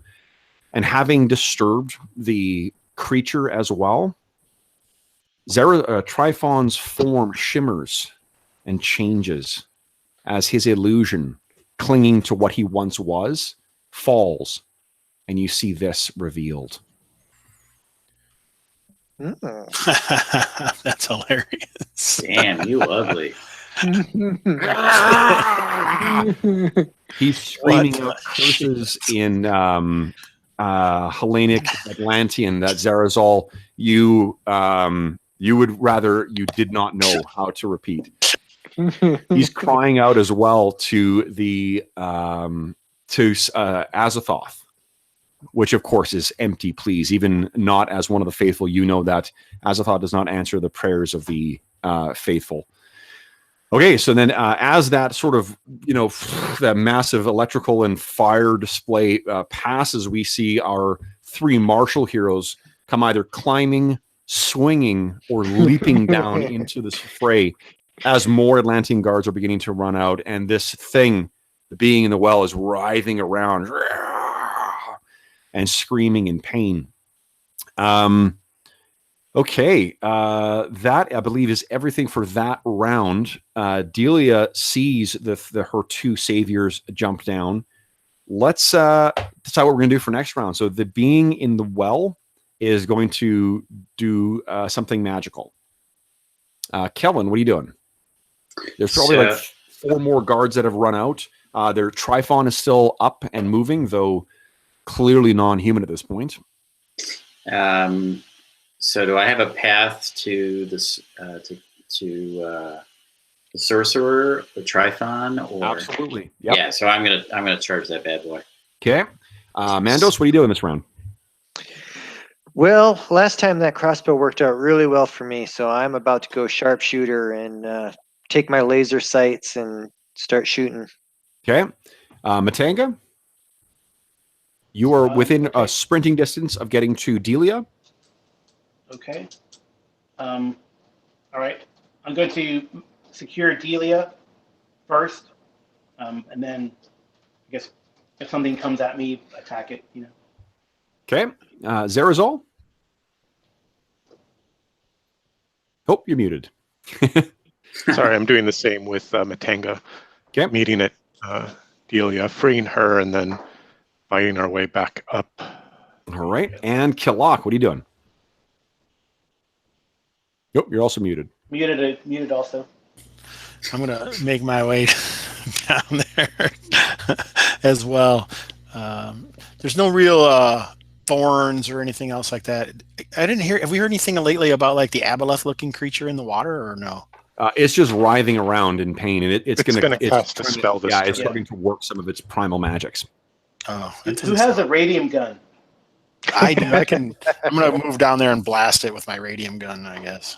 I think because you're not really super good at climbing and whatnot, your best bet may be to sort of like jump into the water. Oh, really? All right, I'm a good swimmer. That's fine. Well, you're an Eskimo. You've grown up around this, so You can, but it's not ice water. So. no. Yes, it's true. What is this strange warm liquid? You know what? Okay. Okay. So Killock's doing missile attack. Mandos is doing missile attack. Zerazol and Matanga are doing potentially melee, and Kellen is doing melee. Okay, let's roll initiative. And we have double move and double attacks. Oh yeah. Awesome. Yes. So Yes, that's right. Trifon is going to cast a spell. The Atlantean guards who have come out are going to attack the and the critter, the dweller in the well, is going to cast. I rolled a 6. Oof. Does a haste give us any bonus? I don't think so. Not to initiative, no. So here we go. That's. Oh, did you roll already, Carl? Yeah. Yeah, I rolled a 4. 4. Oh. All right. So it's melee first. So as you guys come down, those I'll say 2 guards on each of you guys. So there are 2 of these guys come racing forward with that big, like weird looking halberd thing, and try to attack you. Zerazol, I think you're hit once. You take 11 points of damage, and then the 2 that are on you, Matanga, one of them hits you, and you take 8 points of damage. All right, that's it for melee. Then it's Matanga, Zerazol, and Kellen. You're taking melee attacks or actions. I'm kind of counting your cutting her chains as a melee attack. So actually, Matanga, I think you're up first because of Quickthorn. Are we? I'm gonna go open the box. Okay. Are we at Delia? You guys you're engaged with. They went first, so the 2 of the guards are on each. There's 4 of them. 2 on you, 2 on Zerazol. Okay. All right. Well, I guess we got to attack the guards. So. Okay. Yeah, it's a strange the way that they calculate the attacks is a little. It's not something that's easy to do on the fly. All right. I'll attack the guard twice. Okay, so looks like over a 24 and an 18. Yes, definitely both of them hit. And I think what we'll do, because we're coming to the end of the session here anyway, you're just a successful attack will take one of them down. Okay. Okay, so you take down the 2 of them in a flur, like this blur of speed and blade. Zerazol, what are you doing? I'm going to yank Delia from her chains. Okay, so you ignore the guys or the guards race over, smash in one swoop the chains, and then wrap your arm around Delia's waist. She seems, exhausted by this process, and kind of wraps her arms around your neck. Kellen. So, rules question. So, if I have Astonishing Fortune, do I have to declare that before the attack? Or No, always after, because you want to. Always after. Okay. Yeah. That way it's never wasted. Okay, fantastic. All right. So, according to that shiny chart, I get 3 attacks around. Yep. So that's what I'm going to do. Okay. So you race forward. Yeah, and I'm trying to nail the Trifon guy. Did you get both of your weapons out? Did you draw both the bastard sword and the other? Because I think it's 4 attacks you get then. You know what I have? Saying, oh, we already have it hidden. Last session or last scene anyway. Let's just do. Well, we'll meet you over there when we get the water heater up. Just do 3 attacks each. Okay. We're almost done. 3 attacks each. Yep. Right on the last Okay, slide. After that, Bastard sword and the other. Okay. Not sure when we're going to So be able to 3 get there. attacks. We were kind of Let's hold on. waiting to see if you were going to help with the water heater, but obviously you will not. No, don't do shit like that. So that's Just so say- that's 3. So 3 attacks with the sword. You said. Yep. So that was all hit. You know what? Why don't you just tell me how the betrayer of Atlantis dies? So I use my sword. I'm going to say I just have the sword. Let's just make that easier. So I just have the sword. I'm swinging it 2-handed, and I just like chop him in half. And the twisted bits of ancient corrupted flesh and the rusted bits of plastic and metal that made up his frame that held him together in the millennia since the collapse of that civilization shatter. And this blackened power comes out from him. Okay, so we've got Dilia in one arm. We've got Kellen having shattered that. Killock, you've jumped down into the water. We're on Mandos. I think you're just sort of spraying the entrance to make sure nothing else comes in. Yep. All right, okay. And Killock, what are you doing as this thing, massive form, rears towards you? I'm going to try and gain some purchase here and hopefully fire this radium gun without any ill effects. So you hit this thing and following the rough instructions that Mandos gave you, you point it in what you think is the right direction and go ahead and roll 5d6 for me. I'm not going to let this thing roll and make avoidance because you can basically cover its entire body. Not very good. Only 13 points. That is more after that fucking fireball and lightning strike. So what comes out from this is this really just like it's a shimmering of like heat on a highway, or waves of heat that go out, and this thing rears itself back as if struck by a physical blow. The remaining eyes all pop, and this thing's flesh begins to like twist and bubble beneath it as it's and kind of popping out. This is a thing, again, dating from the time of Gleaming Atlantis that you have put the final end to. Guys, this place begins to rumble, and the light that is beneath the what do you call it? The water or the pool here, it begins to flash red instead of blue. What are you guys doing? Time to go. Where? Time to start. Time to get the hell out of Dodge. Up and out. Can we? Oh, maybe we can swim through. No, that's a bad idea. Oh, no, swimming bad. Bits of rubble, and are falling down. Right, what are you guys doing? Okay, I will look around to see if there's does it look like there's a current through this pool that we can get out of? Because there's no way we're not gonna be able to climb. In the chaos of this, Killock, you can hear clearly one of your ancestors speak to you. Mm-hmm. Seek the sky. I've been trying to fly the whole session, dude. Fly. Fly, you fools. All right, so Kilak will look around, see if he sees like anything that can catapult them up through the.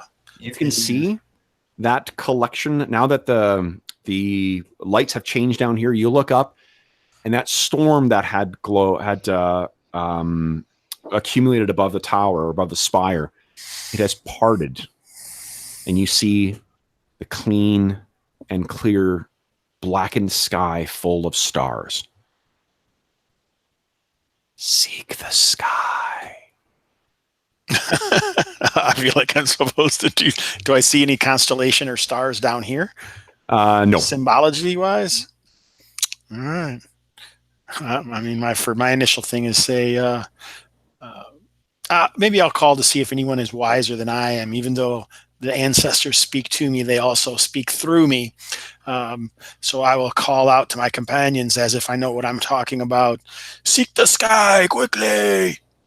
This platform that we're on.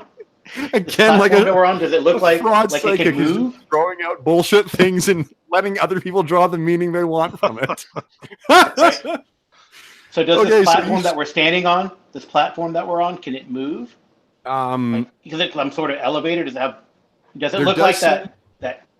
there does seem to be something like there are corridors leading back, and you kind of run back there, and there does seem to be hidden in the back. There is something that I'll say either Zarazal and Mandos both give me a D6. Let's just see which of you kind of recognizes this thing. Oh yes, for sure. Mando. So Mandos, Nice. you look around and you look at this thing, and this seems to make sense to you. You hit a button on this thing, and suddenly you guys are all lurch. And Kellen, once again, you kind of like grip your sword, sorcery, as this thing is sorcery! bringing you up. You after being held in this small chamber with flashing lights for maybe a minute or so, suddenly the other side of the wall opens up, and you find yourself now standing at the apex of the spire. And as you look around, you can actually see it looks like what you found ruined in the Forbidden Valley there. But this thing is completely whole. A vessel of Atlantean make with the markings fresh, although covered in dust, of Theta. What do you guys want to do? All right, we got to get to that ship. Is that our way out?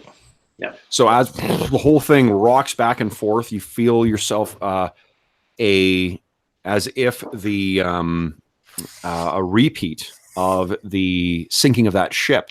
Everyone give me an avoidance save too. Oh, It wouldn't be an OSR game if we didn't have somebody die at the last minute. This is the best way too. Yeah. Zarazal Ghoul, success. So And what am I clicking on my sheet? Your Saving saving throw. Ooh, Saving Matanga makes throw. it. There we go. Mandos! No! Killock makes it. Who's left? Who's left here? Oh, it's Kellen. Oh no, Kellen! It looks different. So you guys slide down the road. Now, here's what I'm going to allow: is you guys are sort of caught on the ledge. Someone else can make another save to allow you to make another one. I've made so many friends. I need to try to reach out to Kellen to try to get him. Okay. No, So it's after 4 Matanga o'clock. and Kellen both give you one more save. Goddamn water.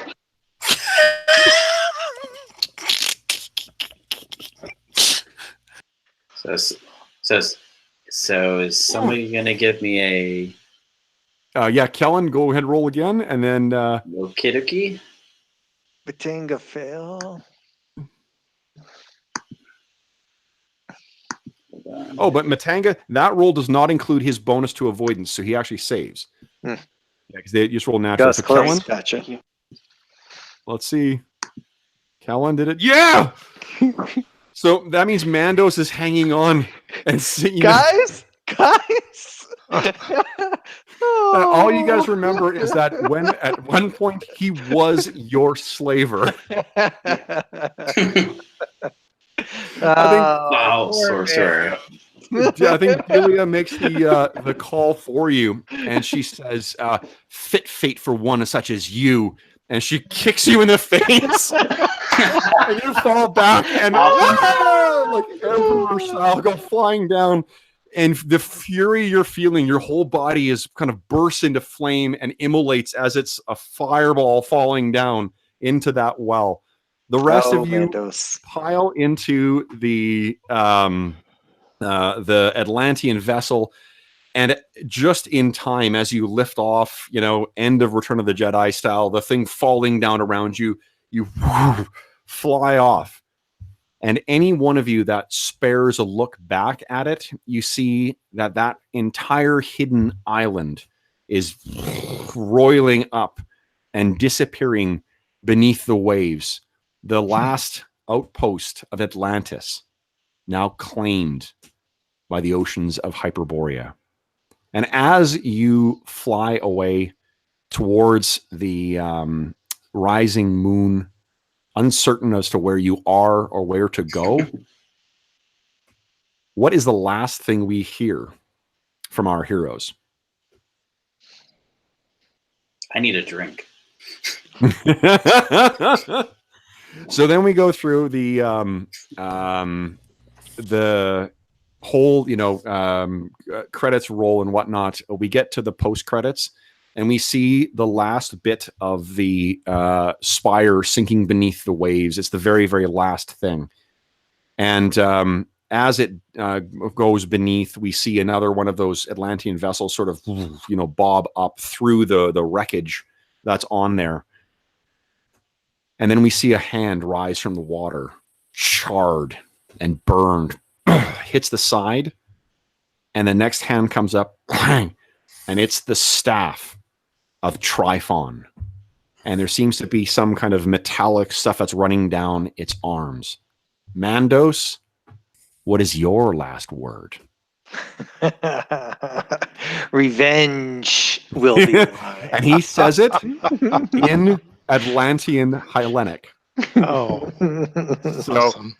okay, so that will be the end of that session. Fantastic. So Thank you. for those listening at home, was thanks so much awesome. for joining us for this session of Astonishing Swordsmen and Sorcerers of Hyperborea. I hope you've enjoyed it as much as I did running it. Now, for those listening at home as well, you may notice that there is a link in the description of this video to something called Heroes Save Villages. Heroes Save Villages is the charity fundraising campaign that we're running on the channel. This is something where we have paired up with SOS Children's Villages International, a really great charity that provides both direct benefits and advocacy for children living in high need circumstances. If you click through, you can see that the campaign has a bunch of different cool options on it, including an option for you to have me run a game for you. So there are a lot of other options that are don't cost quite as much or don't require such a generous donation. But if you have enjoyed this session, or if you enjoy the channel in general, I'd ask that you just consider clicking through and consider making a donation. Any money goes directly to SOS Children's Villages International and helps them do the very, very good work that they do. Secondly, I want to thank Jason Hobbs for hosting the Hobbsapalooza online convention that was part of this. This is one of only many, many games that were hosted over the past weekend. This is the first such convention, but we do intend to have another one again. So if you want to learn more about the Hobbsapalooza convention or about the Hobbs and Friends online community, I encourage you to check out the G+ community or the MeWe community or any of the links that I'm going to include once we go offline to get to Hobbs. And last but not least, I want to thank my players. So guys, thank you so much for joining me for my inaugural foray into the world of Hyperborea. So Carl, Kip, Josh, Aaron, and of course Hobbs, thank you so much, guys. I had a hell of a time playing this, and I appreciate you letting me house rule the hell out of this game. No, it was great. It was wonderful. Thank you. Thank you so much. Yeah, thanks to you and all the GMs and all the players that wanted to get involved in Hobbsapalooza. It was an awesome weekend, and my wife is going to be glad when it's over. Don't doubt. All right, so folks, and I guess the last thing is, if you have, I'm going to put anyone's contact information who cares to share them in the description of the video too. But if you want to reach me, you can reach me. You can leave a comment in the comment section below, and I will endeavor to reply in a timely fashion. You can reach me on Twitter at Dungeon Musings, all one word and plural, or you can shoot me an email at dungeonmusings@gmail.com. Otherwise, I will stop wasting everybody's time here. I'll say thanks again to all my players and to everyone who watched us at home. Thanks all. Have a great weekend.